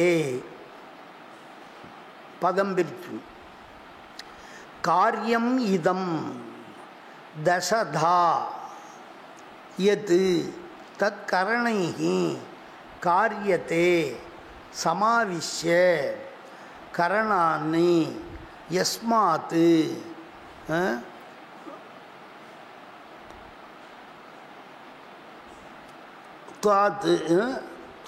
காரியம் தத்வாத் யஸ்மாத் தத்வாத் காரியம் சம்ஸ்ரித்ய சேஷ்டந்தே. இன்ன பதார்த்தத்தை பார்ப்போம். இதம் இந்த முன் கூறப்பட்ட காரியம் தோன்றியவையான, நாம் அப்பயே சொன்னேன், காரியம் என்றால் தோன்றியது எதுவோ அதற்கு காரியம்னு பேர், தோற்றுவிப்பது எதுவோ அதற்கு காரணம்னு பேர். தோற்றுவிப்பது காரணம், தோன்றிய பொருள் காரியம். அதை சொல்கிறார். இந்த 10 காரியமும், முன் கூறப்பட்ட 10 காரியமும், தசதா 10 வகையான, எது கரணைகி எந்த தத்துவங்கள் 10, அதாவது பஞ்சபூதம், பஞ்ச தன்மாத்திரை, இந்த 5 10 தன்மாத்திரைகள்ன்றது சப்தஸ்பரிச ரூபரசகந்தம்.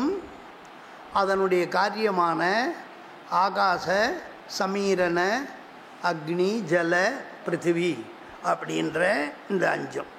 இப்படியாக கரணைகி கரணங்களாலே சமாவிஷ்ய, சமாவிஷ்யன்னா ஒன்று கூடின்னு அர்த்தம், புகுந்து ஒன்று சேர்ந்துன்னு அர்த்தம். காரியத்தே ஸ்வீக்கிரியத்தே தத்து, ஒன்றா கூடி தான் வேலை செய்யுது. நம்ம உடம்பில் இந்த பஞ்சபூதங்களும் தன்மாத்திரைகளும் ஒன்று சேர்ந்துண்டு நமக்கு வேலையெல்லாம் செய்து நம்ம நினைக்கிறதையெல்லாம் அது செய்துட்டுருக்கு. தத் காரியம் கரணானி, அந்த காரியம் அந்த செயலை செய்ய கரணானி அந்த இந்திரியங்களுக்கு அசமர்த்தத்வாது அவிபுத்வாது, அசமர்த்தம்னா திறமையின்மை, இந்திரியங்களுக்கு திறமை இல்லை. அதனால் அது என்ன பண்ணுது, ஆசிரித்திய துணையை ஏற்றே மற்றொன்றை ஆதாரமாக கொண்டுதான் சேஷ்டந்தே தொழில் செய்கின்றன அப்படிங்கிறது இந்த ஸ்லோகத்திலேருந்து நமக்கு சொல்கிறார். அதாவது இந்திரியங்களோடு சேர்ந்து தான் இவையெல்லாம் தொழில் செய்ய முடியும். எதுவுமே இந்திரியம்தான் கருவி. ஒருத்தர் ஒரு வேலை செய்யணும்னா, ஹோமம் பண்ணணும்னா நமக்கு சுறுசுறுவம் வேணும். அதுபோல் கருவி ரொம்ப முக்கியம். நம்ம பார்க்கணுன்னா கண்ணு தேவை, சத்தத்தை கேட்கணுன்னா காது தேவை. இப்படி இந்திரியங்கள் எல்லாம் ஒவ்வொரு காரணத்துக்காக நமக்கு தேவையாக இருக்கின்றன அப்படிங்கிறத சொல்கிறார். இது இந்திரியங்கள் தானாக செயல்படாதுங்கிறதையும் சொல்கிறாரு. இங்கேருந்து நம்ம தெரிஞ்சிக்க வேண்டியது, கண்ணு தானாக போய் பார்க்குமா, கண்ணு தானாக காட்டுமா, எல்லாத்தையும் காட்டுமா, இப்படியெல்லாம் கேள்வியெல்லாம் இருக்குது. கண்ணுங்கிறது அயம் கடஹா, இது குடம்னு சொல்லும் பொழுது அந்த கண்ணு அந்த குடத்தை இந்த ஆத்மா மனசு பார்க்கறதுக்கு கண்ணு ஒரு கருவியாக தான் இருக்குது. ஆத்மா கண்ணுன்ற கருவியை கொண்டு குடம் என்கிற பொருளை காண்கிறதே தவிர இந்த கண் இல்லாமல் அந்த குடத்தை பார்க்க முடியாது. இந்த ஆன்மா சரி, ஆன்மாவினுடைய சிச்சக்தி அது நேரடியாக பார்த்துருமான்னா அதுவும் நேராக குடத்தை காட்டாது. அதுவும் இந்திரியங்கள் வாயிலாகத்தான் ஒரு குடத்தையோ பொருளையோ காட்ட முடியும். குடம்ன்றது நான் ஒரு உதாரணத்துக்கு சொல்கிறேன். கெட்டப்படாதி விருட்சாதி எதை வேணாலும் வச்சுக்கலாம். இப்படியாக இந்திரியங்கள் வாயிலாகத்தான் நாம் எல்லாவற்றையும் அறிய வேண்டியதாக இருக்குது அப்படிங்கிறத இங்கே நம்ம தெரிஞ்சுக்க வேணும். அந்த இந்திரியங்களுக்கு தானாக காட்டுற திறமை இல்லை. இந்திரியங்கள்லாம் ஜடம். இந்திரியங்கள் ஒருபோதும் கருவி தானாக ஒரு வேலையை செய்யாது. சிற்றறிவு படைத்தவன் ஒருவன் அந்த அதை கருவியாக கொண்டு தான் வேலை செய்யணும். ஒரு சுவர் கட்டுறான்னா சுவர் கட்டுறதுக்கு அவன் மட்டப்பலகையும் அவன் கொல்லூரையும் எடுத்து போடுறதுக்கு அவன் அதுக்கு வச்சுன்னு இருக்கான். அந்த கரணங்களோடு அவன் அதை செய்ய முடியுது. அது இல்லாமல் இதை செய்ய முடியாது அப்படின்னு சொன்னான். தொழில் செய்யப்படுகின்ற அப்படி இதனுடைய கருத்துரை இந்த 10 விதமான பூத தன்மாத்திரை என்பன யாதொரு காரணத்தால் காரியமாக இருக்கின்றனவோ, எந்த ஒரு காரணத்தால் காரியமாக இருக்கின்றனவோ அதனால் இந்திரியங்களோடு சேர்ந்து தொழில்படுகின்றன. இதெல்லாம் காரியம்தானே. இந்திரியம் கர்மேந்திரியம்னா காரியம்தானே. அப்போ தொழில் படணும் இல்லையா? தொழிலுக்கு கருவி வேணுமா வேண்டாமா? என்ன கருவி? இந்திரியங்களை கருவியாக கொண்டு தொழில் படுகின்றனன்றத சொல்கிறார்.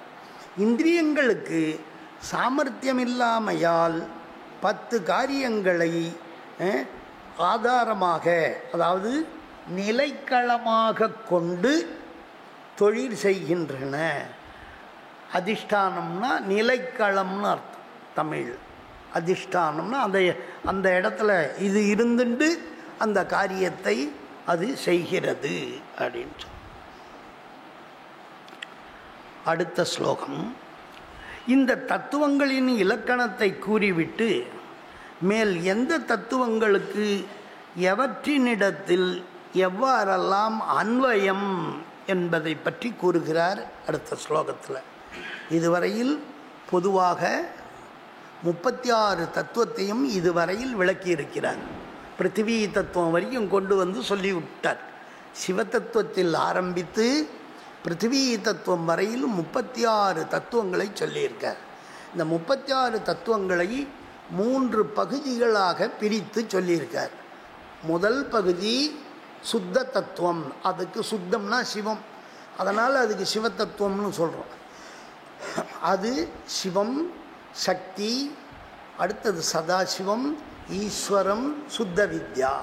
இந்த 5 தத்துவம் சுத்த தத்துவம். அதில் உள்ள புவனங்கள், அந்த 5 தத்துவத்தில் உள்ள புவனங்கள் எல்லாமே சுத்த புவனம். அதில் வசிப்பவர்கள் எல்லாம் சுத்தமானவர்கள். அதில் வசிப்பவர்களுக்கெல்லாம் ஆணவமலம் மட்டும்தான் இருக்கும். அவர்கள் விஞ்ஞான கேவலர்கள். அவர்கள் ஞான மார்க்கத்தால் மட்டுமே மேலும் முன்னேறி முக்தி அடைய முயற்சிக்கிறார்கள். அவர்களுக்கு அங்கே கர்மா, சுத்த கர்மா கிடையாது.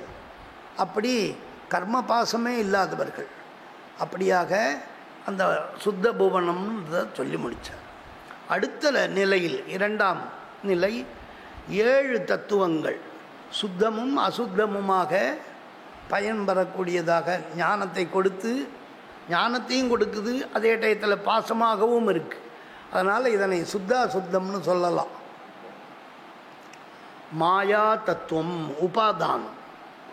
அந்த மாயா தத்துவத்திலேருந்து 5 தத்துவம் வருது.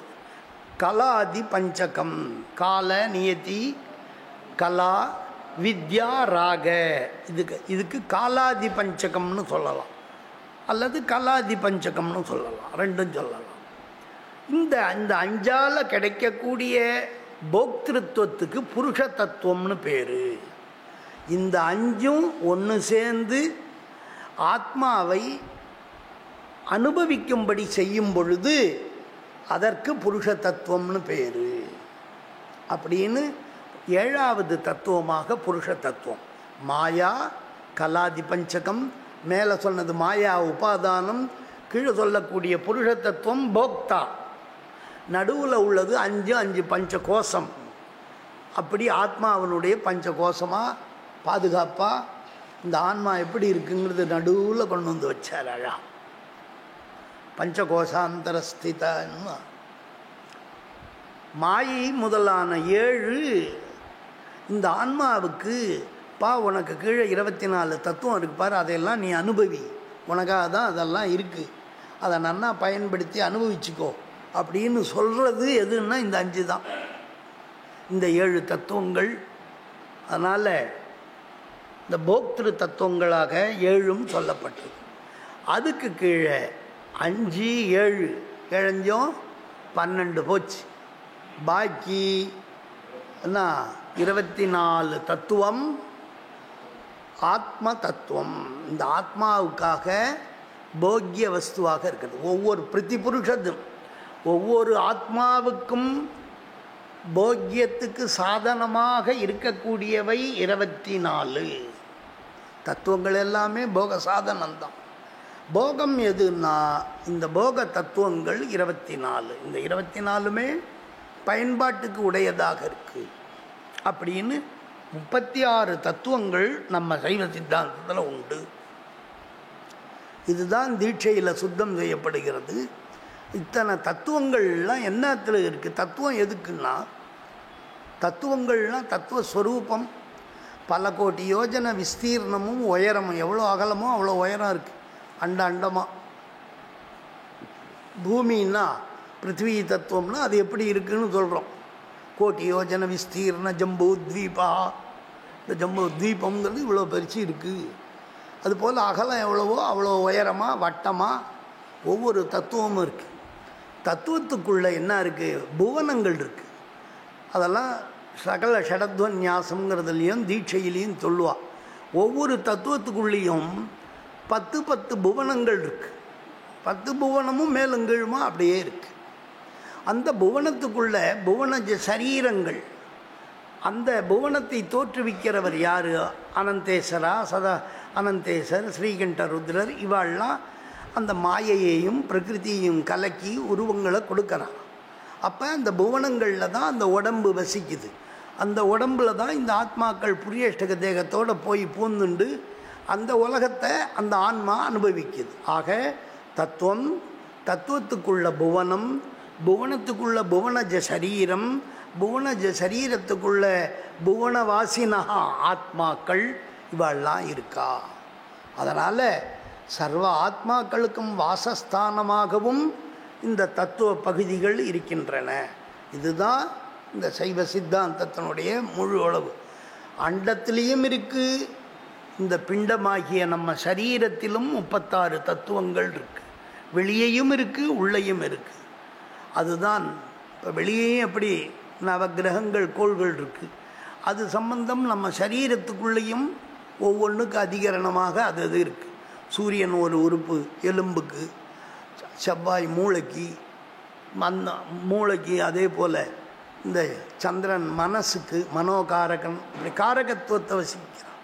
சம்பந்தம் இருக்குது ஜோதிக்கும் நம் சரீரத்துக்கும். அதான் ஜோதிஷம். வெளியில் இருக்கக்கூடிய பஞ்சபூதங்கள் வெளியிலே பறந்து இருக்கிறதால அதுக்கு பிரபஞ்சம்னு பேர். அந்த பஞ்சபூதங்களும் இந்த உடம்புக்குள்ளே அடங்கி இருக்கிறதால இதுக்கு கோஷம்னு பேர். இது சட்டைக்குள்ளே கவர் பண்ணியாச்சு. பலூனுக்குள்ளே காற்று அடைச்ச மாதிரி இந்த உடம்புக்குள்ளே பஞ்சபூதங்களும் 36 தத்துவங்களும் உள்ளே அடங்கியிருக்கு. இது வெளியேயும் இருக்குது. இப்படியாக இந்த சித்தாந்தத்தில் சொன்னார். அடுத்ததில் இவைகள் எதனிடத்தில் அன்வயம், அன்வயம்னா சேர்க்கைன்னு அர்த்தம். தத்துவானாம் அன்வயக்கிரமம் வர்ததி, அன்வயக்கிரமத்தை சொல்கிறாராம். பஞ்சானாம் ஆத்யானாம் சித்ரூபதயா அன்வய பரேஷாம் தூ மாயாத்யாந்தம் துவேதா சப்தானாம் கீர்த்தித சைவே. இப்போ நான் முன்னுரையாக சொன்னதை தான் இங்கே சொல்லியிருக்கார். அதாவது பஞ்சானாம் ஆத்யானாம், முதலாவது சொல்லப்பட்ட 5 தத்துவங்கள் சிவசக்தி, சதாசிவ, ஈஸ்வர, சுத்த வித்யா என்பவைகள். அவைகளுக்கு சித்ரூபதயா அன்வயா, அவையெல்லாம் சித்ரூபம். ஏன்னா பரபிந்துவிலேருந்து வந்தது. பைந்தவ சரீரம், ஞான சரீரம், ஞானத்தை மட்டுமே உபாசிக்கக்கூடியவா. அவளுக்கு ஆணவ மலம் ஒன்று தான் இருக்குது. கர்ம பாசமோ மாயா பாசமெல்லாம் அங்கே கிடையாது. அதனால் அந்த சித்ரூபதயா அன்வயா, இந்த சாஸ்திரத்தில் அன்வயம் எனும் பொருந்தும் முறை என்னவென்றால், முதல் 5க்கும் 5 தத்துவங்களுக்கும் சைதன்யத்தோடு கூடியிருத்தலால் அவை 5ம் சுத்த தத்துவங்கள் என்றாகும். இப்போ தான் சொல்கிறார் இது.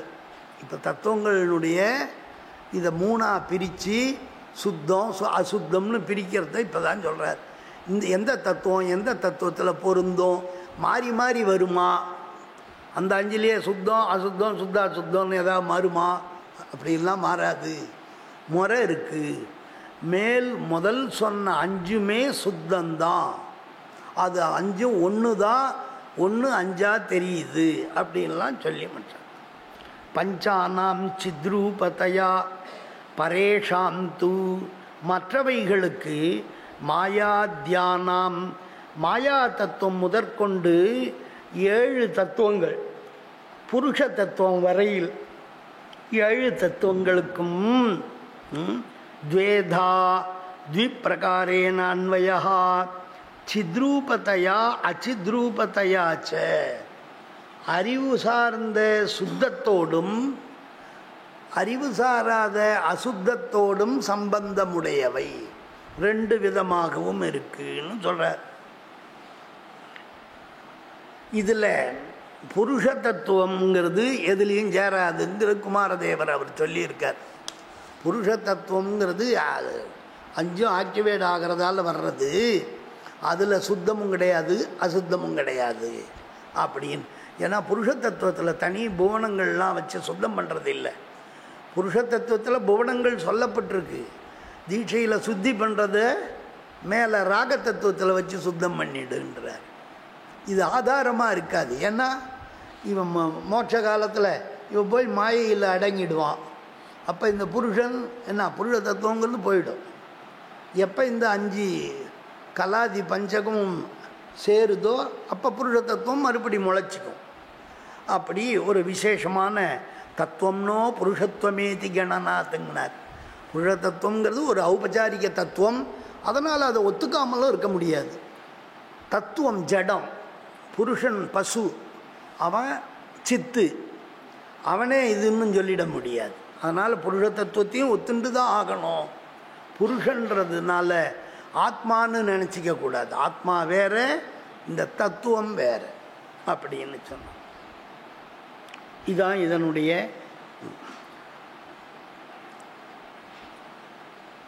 சுத்த தத்துவங்கள். சில பேர்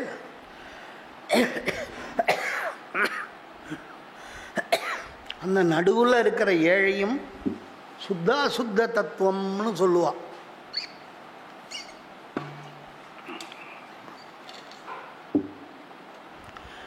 முதலாவதான 5 தத்துவங்களுக்கும் சிவனுக்கு உபகரிக்கும் தன்மை உண்மையால் சித்தினோடு அன்வயம்.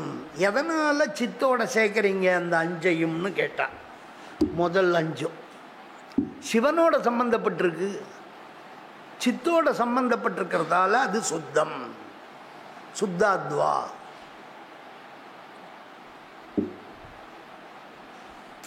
சுத்தத்தோடு சம்பந்தப்பட்டதாலே அது சுத்தாத்வா. ஏனைய மாயை முதலான 7 தத்துவங்களுக்கோ என்றால் 2 விதமான அன்வயம் இருக்குது, சிவாகமங்களில் சொல்லப்பட்டிருக்குன்னார். இது பசு என்னும் தொடர்ந்த ஞானத்திற்கு காரணமாக உள்ளது அன்வயம். அன்வயம்னா என்னான்னு சொல்கிறேன். அன்வயம் என்றால் என்னன்னா பொருந்துதான் பார்க்குறது. இது பசுன்னு அப்பப்போ தன்னை ஞாபகப்படுத்திக்கிறது, அதான் அன்வயம். நம்ம இங்கே வந்திருக்கோம், ஆத்ம ஞானம், நம்ம இந்த புவனத்தில் இருக்கோம், இந்த தத்துவத்தில் இருக்கோன்றது அது ஞாபகப்படுத்துறதுக்கு தான் அன்வயம். நம்ம சுத்த புவனத்தில் இருக்கோம், நம்ம அசுத்த புவனத்தில் இருக்கோம் அப்படின்றது ஞாபகப்படுத்துறதுக்கு தான் அன்வயம்னு பேர் அப்படின்னு சொல்கிறோம். ஒத்துப்போதல்னு சொல்லலாம். இப்போ சம்ஸ்கிருதத்தில் ஸ்லோகத்தில் அன்வயம்னா பொருத்தம்னு தான் சொல்லுவோம் இல்லையா? அந்த தன்மை எங்கே இருக்கோ அந்த தன்மையுடைய இதோடு தான் பொருந்தும். சுத்தமானது சுத்தத்தோடு பொருந்தும், அசுத்தத்தன்மை உள்ளது அசுத்தாத்வாவோடு பொருந்தும். அதுதான் காரணம். 5 தத்துவங்கள் சுத்தத்தோடும் அடுத்த 7 தத்துவங்களும் சுத்தத்தோடும் அசுத்தத்தோடும் கூடியதாகி சுத்த தத்துவங்கள் ஆகின்றனங்கிறது தான் இந்த ஸ்லோகத்தினுடைய கருத்துரை. அடுத்த ஸ்லோகம் அவ்யக்த பிரபிருதீனாம் குணைச்ச சுகதுக்க மோக ரூபதயா அன்வய இக நிகிலானாம் தசகேஹி அந்தே விசேஷோயம் சொல்கிறார். அவ்யக்த பிரபிருதீனாம், இப்போ ரெண்டு வகையை தானே சொன்னார். பிரகிருத்தியிலேருந்து அவ்யக்தம் முதலானவைகள்.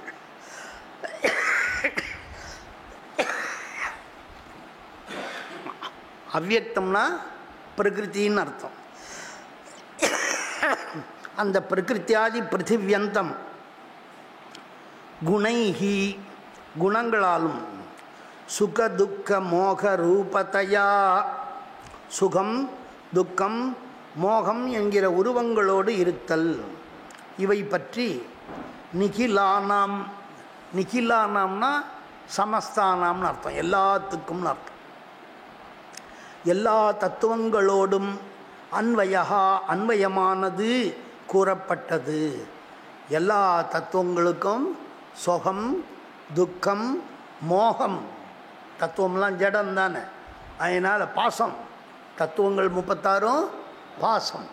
பத்தியை பார்த்தோம், பசுவை பார்த்தோம், தத்துவங்கள் பாசம்.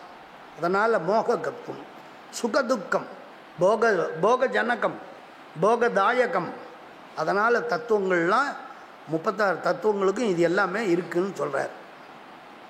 நிகிலானாம் அன்வயா அந்தேஹி, முடிவில் உள்ள ஷட்ரிம்ச தத்துவங்களுக்கு நடுவில் தசகே 10க்கு பின்னாடி உள்ள 10க்கு அயம் விஷயா பூர்வோக்த சம்பந்தம் அயம்னா இந்த தொடர்பு பற்றி அசுத்த தத்துவங்களாக, அசுத்தத்தோடு தொடர்பு இருக்கிறதால பின் உள்ள 10ம் அசுத்த தத்துவங்களாகவும் விஷயா விசேஷமாக சொல்லப்படுது. அசுத்தத்தோடு ஒத்தலால், ஒத்து போவதால் அசுத்தம் என்று அறிக அப்படின்றதை இது சொல்கிறார். அதாவது அவ்யக்தம், அவ்யக்தம்னா பிரகிருதி, பிரகிருதி முதலிய எல்லா தத்துவங்களுக்கும் குணதத்துவ சம்பந்தம். பிரகிருத்திலேருந்து என்ன இருக்குது? குணம் வந்தது. குணம் புத்தி, குணம் 3 ஆச்சு. புத்தி, அதுலேருந்து வந்த புத்தி 3 ஆகி போச்சு. அதுலேருந்து வந்த அகங்காரம் 3 ஆகி போச்சு. அதனால் அப்படி அந்த அகங்காரத்துலேருந்து 16 தத்துவம் தோன்றித்து இல்லையா? இப்படி எல்லாத்துக்கும் குணதத்துவ சம்பந்தம் அது ரொம்ப இம்பார்ட்டண்ட். அதனால தான் நிறைய பிரான்ச்சஸ் வருது. அதுதான் சுகதுக்கத்துக்கெல்லாம் காரணம். அவன் குணம், குணமும் மனமும் தான் எல்லா வேலையும் பண்ணுது. அதனால் குணதத்துவ சம்பந்தத்தால் என்ன கிடைக்குது? சுக துக்க மோக ரூபமாயிருத்தல். இந்த குணதத்துவ சம்பந்தம் உள்ளதுனால அந்த தத்துவங்கள்லாம் என்ன பண்ணுது? சுகத்தையும் கொடுக்குது, துக்கத்தையும் கொடுக்குது. ஆகான்னு குதிக்கிறான், இல்லைன்னா அடடான்னு அழறான், ரெண்டுமே செய்கிறான். ஆசைப்படுறான், கிடைக்கலன்னா அழறான், கிடைச்சிட்டா குதிக்கிறான். இது ரெண்டுத்துக்குமே சுகம் துக்கம் எல்லாத்துக்கும் அந்த இதுதான் காரணமாக இருக்குது. குணாதிகள் தான். சுக துக்க மோக ரூபமாயிருத்தல் பற்றி இவைக்கு அசுத்தத்தில் அன்வயம். அசுத்த தத்துவத்தில் தான், அசுத்தாத்வாவில் தான் இதெல்லாம் இருக்குது. அசுத்தாத்வாங்கிறது இந்த ஆத்ம தத்துவமான 24 தத்துவங்களும் அப்படி சொல்லப்பட்டு பின்னர் சொல்லப்படும் 10 தத்துவ விஷயத்தில் பின்னர் சொல்லப்படுவது விசேஷமாகும். பிரகிருதி தத்துவம் முதல் கடைசியான பிரகிருதி தத்துவத்திலேருந்து கடைசியான பிருத்திவி தத்துவம் வரையில் உள்ள தத்துவங்களுக்கு குணதத்துவ தொடர்பு உள்ளதால் சுகதுக்க ரூப மோக ரூபம் இருப்பதால், மோகங்கிறது மாயா, மாயையந்தான பிரகிருதி, மாயையிலேருந்து வந்தது தான பிரகிருதி. மாயையிலேருந்து கலை தோன்றியது, கலையிலேருந்து பிரகிருதி தோன்றியது.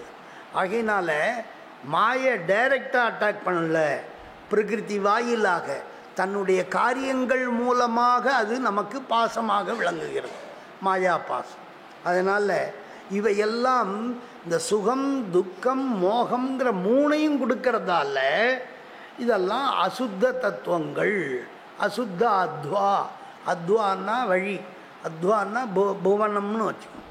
அசுத்த புவனங்கள்லாம் இந்த தத்துவங்களுக்குள்ளே இருக்குது. இதுக்குள்ளே இருக்குன்னா அப்புறம் எப்படி இருக்கும்? இந்த அசுத்த தத்துவத்துக்குள்ளே புவனங்கள் இருந்தால் அதெல்லாம் அசுத்த புவனம்தான். அசுத்த தத்துவத்துக்குள்ளே இருக்கிற புவனம் எப்படி சுத்த புவனமாக இருக்க முடியும்? அசுத்த புவனங்கள். அதில் இருக்கக்கூடிய ஆத்மாக்களுக்கு சுகம் துக்கம் மோகம் எல்லாமே இருக்குது. மோகமும் இருக்குது, மயக்கமும் இருக்குது. அதனால் அறியாமை ஏற்படுது, கிஞ்சிஜ்ஞனாக இருக்கான். அப்படின்னு இந்த 36 தத்துவத்தை முதல் ஸ்லோகத்தால் 2 பிரிவையும் இந்த ஸ்லோகத்தால் 3வது பிரிவையும் சொல்லி காரண காரியங்களை சொல்லி எந்த தத்துவம் எந்த வகையிலே அடங்கும் உட்படும் என்பதை சொல்லி முடித்தார். அடுத்தபடியாக 66வது ஸ்லோகம் இந்த பூதங்களிடத்தும் தன்மாத்திரைகளிடத்தும் உள்ள விசேஷத்தை கூறுறார் இந்த ஸ்லோகத்தால். பஞ்சபூதங்கள்கிட்டையும் பஞ்ச தன்மாத்திரைகளிடத்திலும் உள்ள என்ன சிறப்பு இருக்குது, என்ன சிறப்பு என்பதை இந்த ஸ்லோகத்தில் கூறுறார். என்ன சொல்கிறார்?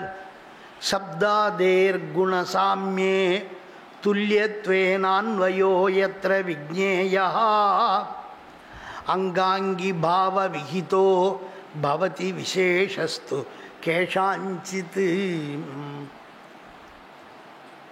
இதில் ஒரு சாஸ்திரியமான விஷயத்தை சொல்ல போகிறார்.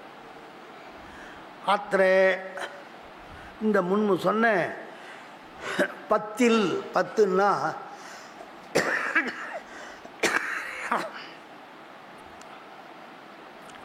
இந்த தன்மாத்திரையும் பஞ்சபூதமும் 10ன்னு வச்சுக்கணும். பூர்வோக்தே தசகேன்னு அர்த்தம். சப்தாதி குண சாமியே சப்தம் ஸ்பர்சம் முதலான குணங்களோடு சேர்ந்திருக்கிறதால துல்லியத்வே சதி காரியம்னு சொல்லப்படுவதில் ஒற்றுமை இருந்தாலும் அன்வயா அன்வயமானது பஞ்ச தன்மாத்திரைகளுக்கும் பூதங்களுக்கும் அன்வயம் அறியத்தக்கது. எதுனா விசேஷம். இதில் என்ன விசேஷம்னா விசேஷஸ்து கேஷாஞ்சித்து சில தத்துவங்களுக்கு மட்டில் அங்காங்கி பாவ விகிதா. அங்காங்கி பாவம், அங்கம் அப்படின்னா உறுப்பு, அங்கி என்றால் உறுப்பை உடையவன், அங்க அங்கினோஹோ பாவம் அங்காங்கி பாவம், அங்காங்கி பாவ விகிதா அப்படிப்பட்ட ஒரு சுபாவம் இருக்குது. காரிய காரண பாவ பிரதிபன்னம். காரியம் காரணம். இப்போ இந்த 36மே ஒன்றுனுடைய காரியம் இல்லை. 36 தத்துவமும் ஒரே தத்துவத்திலிருந்து தோன்றியதும் இல்லை. ஒரே தத்துவத்தினுடைய காரியம்னு சொல்லிட முடியாது. மாயை காரணமாக இருக்குது. எதுக்கு காரணம்? கலா வித்யா காலத்துக்கு காரணமாக இருக்கு. கால நியதி கலைக்கு மாயை காரணமாக இருந்தது. மாயையின் காரியம் கால நியதி கலா. அதுக்கப்புறம் இந்த வித்யாவுக்கும் ராகம் பிரகிருதி எல்லாம் கலா தத்துவத்திலேருந்து வந்தது. அப்போ கலா தத்துவம் காரியமாகவும் இருக்குது, காரணமாகவும் இருக்குது, அங்கமாகவும் இருக்குது, அங்கியாகவும் இருக்குது. மாயைக்கு அங்கமாக இருக்குது, பிரகிருதிக்கு கலா தத்துவம் அங்கியாகவும் இருக்குது. இப்படியெல்லாம் தெரிஞ்சிக்கணும்னு சொல்கிறார். ஆராய்ச்சி பண்ணி இதையெல்லாம் சொல்கிறார். அங்காங்கி பாவ விகிதா பவதி விசேஷஸ்து கேஷாஞ்சன. சிலதுக்கு அப்படி ஒவ்வொன்றுத்துக்கும் காரிய காரண பாவம், அங்காங்கி பாவம், அதை உபாதான காரணம். எதுலேருந்து இந்த காரியம் வந்தது? அது ஏதாவது காரியம் பண்ணியிருக்கா? கால தத்துவம் என்ன காரியம் பண்ணித்து? ஒன்றும் பண்ணல, உண்டானதோடு சரி. அது ஒன்றும் குட்டி போடலை. கலா தத்துவம் உண்டாச்சு, அது 3 இது போட்டு குட்டி போட்ட மாதிரி என்ன பண்ணிடுது? வித்யா ராகம் பிரகிருத்தின்னு 3 தத்துவத்தை உண்டாக்கிடுது. ஆனால் அந்த ராக தத்துவமோ கால தத்துவமோ எதையும் உண்டாக்கலை. அப்போ தெரியணும் நமக்கு அது உண்டாகி செயல்படுது. சிலது தான் உண்டாக்கும் தன்மையோடு இருக்குது. பிரகிருதி உண்டாச்சு, கலா தத்துவத்தில் பிரகிருதி உண்டாச்சு. அந்த பிரகிருதி இத்தனை தத்துவத்தையும் உண்டாக்குது. அது பிரகிருதி என்ன குணதத்துவத்தை உண்டாக்குது. குணதத்துவம், புத்தி தத்துவம், மனசு தத்துவம் இதெல்லாம் உண்டாக்குது பிரகிருதி. பிரகிருதி தான் பிரதானம். அப்படியா இருக்குது. அதை தான் இங்கே சம்பந்தத்தை சொல்கிறார். சீர்தூக்கி பார்க்கறது. இது என்ன? சீர்தூக்கி பார்த்து இந்த பஞ்சபூதங்கள்லேயும் தன்மாத்திரையிலும் உள்ள விஷயங்களை பார்க்க வேண்டும். சீர்தூக்கி அப்படின்னு சொல்கிறேன். இந்த விஷயத்தில் தன்மாத்திரைகளுக்கும் பூதங்களுக்கும் சம்பந்த விஷயத்தில் சத்தம் முதலிய குணங்களில் ஒற்றுமை இருந்தாலும் கூட காரியம்னு சொல்லப்படுறதுல ஒற்றுமையாக இருக்கிறது. எல்லாமே காரியம்தான். பஞ்சபூதமும் காரியம்தான், தன்மாத்திரையும் காரியம்தான். தன்மாத்திரையெல்லாம் எதுலேருந்து வந்தது? தாமசாகங்காரத்திலேருந்து வந்ததுன்னு சொல்கிறோம். அப்படி அதுவும் காரியம்தானே. எல்லாம் காரியமாக இருக்கிறதால இந்த 10மே காரியம்தான். பஞ்சபூதங்கள் தன்மாத்திரையினுடைய காரியங்கள், அகங்காரங்களிலேருந்து வர்றது தான் எல்லாமே. அப்படின்றத தெரிஞ்சுக்கணும். அங்காங்கி பாவமாக ஏற்கப்படுகிற விசேஷம் சிறப்பு சித்திக்கிறது. பவதி இது சாதாரணமாக சொன்னார். இதனுடைய கருத்துரை சப்தம் முதலிய குணங்களின் ஒற்றுமையாயிருத்தலிலும் காரியம் என்று சொல்லப்படுவதிலும் ஒற்றுமையாயிருத்தலிலும் பூதங்களுக்கும் தன்மாத்திரைகளுக்கும் அன்வயமானது அறியத்தக்கது. அன்வயம்னா பொருத்தம், அறியத்தக்கது. சில தத்துவங்களுக்கு அங்காங்கி பாவமாக ஏற்படும் விசேஷம் சித்திக்கிறது. எல்லா தத்துவங்களும் பிந்து மாயை முதலிய சிவ தத்துவங்கள் காரணமாய் இருத்தல் பற்றி அங்கியாயும் சக்தி முதலிய தத்துவங்கள் காரியமாயிருத்தல் பற்றி அங்கமாகவும், சிவன்தான் அங்கி, எல்லாத்துக்கும் மூல காரணம் அங்கி, சக்திங்கிறது அங்கம், அதுலேருந்து எல்லாம் உண்டாகுது. அதனால் சக்தி காரணம் பற்றி காரியமாயிருத்தல் பற்றி அங்கமாயும் இருக்கின்ற விசேஷம் உண்டு அப்படின்னு உண்டுன்னு தெரிஞ்சுக்கோன்னு சொல்கிறார். அப்படியாக அடுத்தது 67வது ஸ்லோகம்.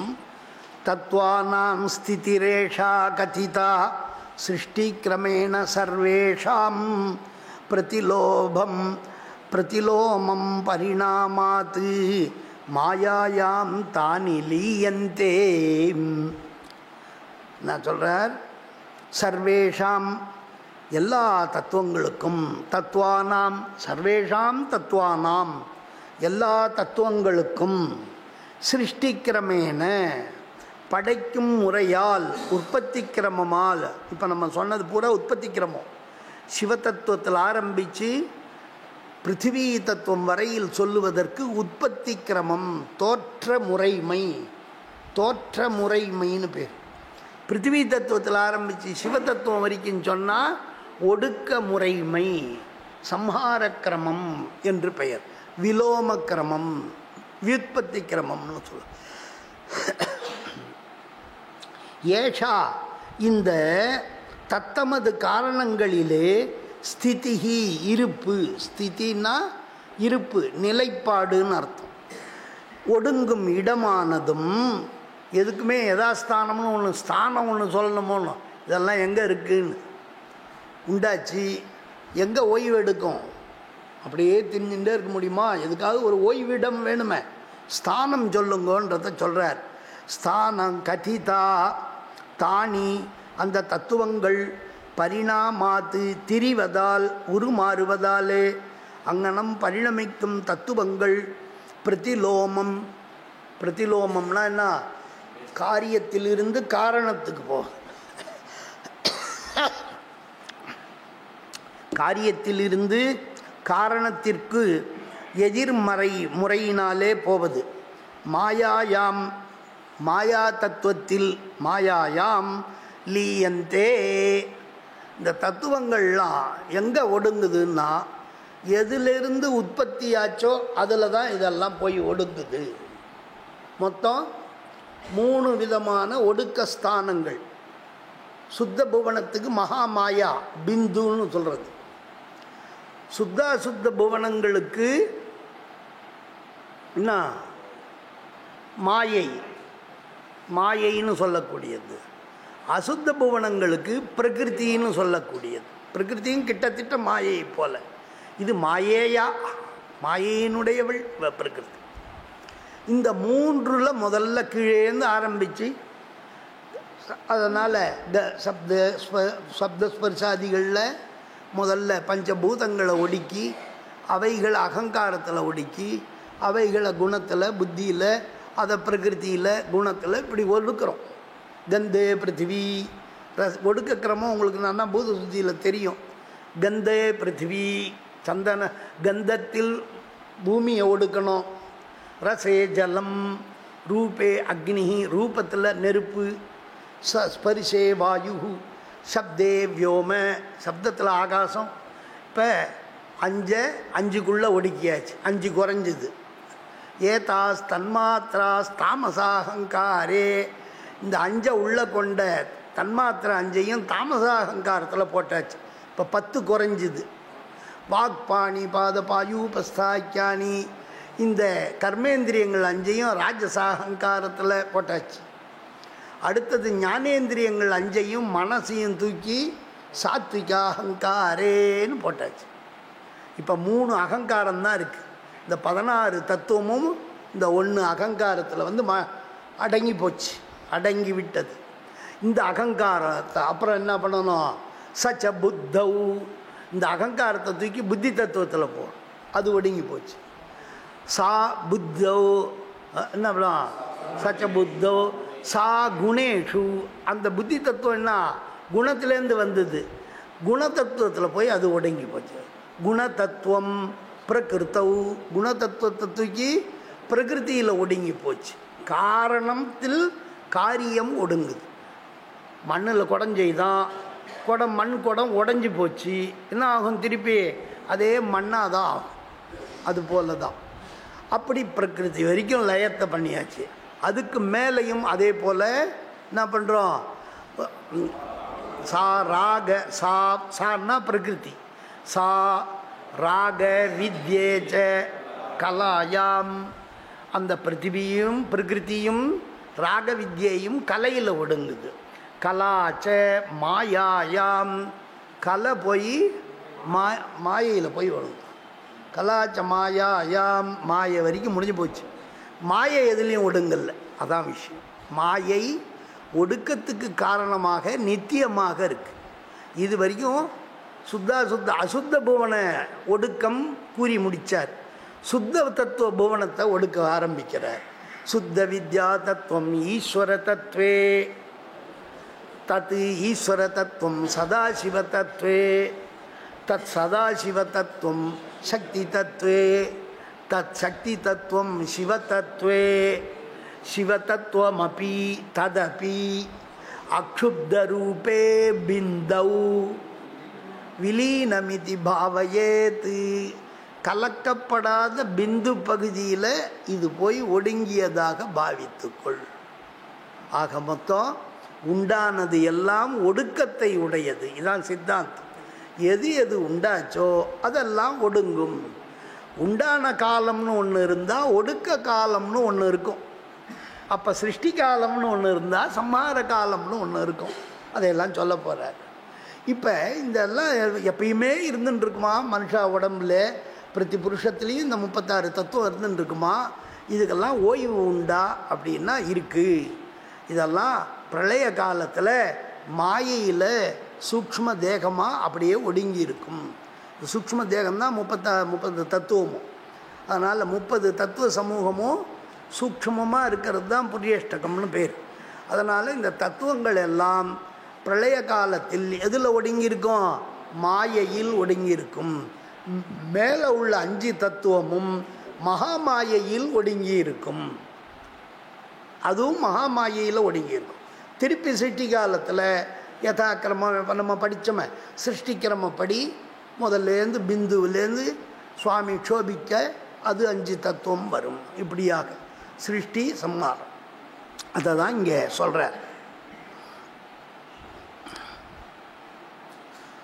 லீயந்தே ஒடுக்கத்தை அடைகின்றன. எல்லா தத்துவங்களுக்கும் உற்பத்தி கிரமமாக இருப்பு கூறப்பட்டது. உற்பத்தி கிரமத்திலேருந்து என்ன தெரியுது? எந்தெந்த தத்துவம் எங்கெங்கே இருக்குது, எந்த தத்துவத்துக்கு பிறகு எது உண்டாச்சு, எதுக்கு கீழே எந்த தத்துவம் இருக்குங்கிறது இருப்பு பொசிஷன் சொல்லிட்டேன். இப்போ அதுக்கு ஒடுக்க முறையை சொல்கிறேன். மாறுதலாக அதுக்கு பரிணமிப்பதால் அங்கனம் பரிணமிக்குது. என்ன சொல்கிறார்? தத்துவங்கள் மாறுதலாக அசுத்த மாயையில் ஒடுங்குகின்றன. இது எல்லாம் காரணத்தில் காரியங்கள் ஒடுங்குகின்றன. இதுதான் ஒடுக்க முறைன்னு சொன்னார். இதனுடைய தொடர்ச்சியை நாளைய வகையில் பார்க்கலாம்.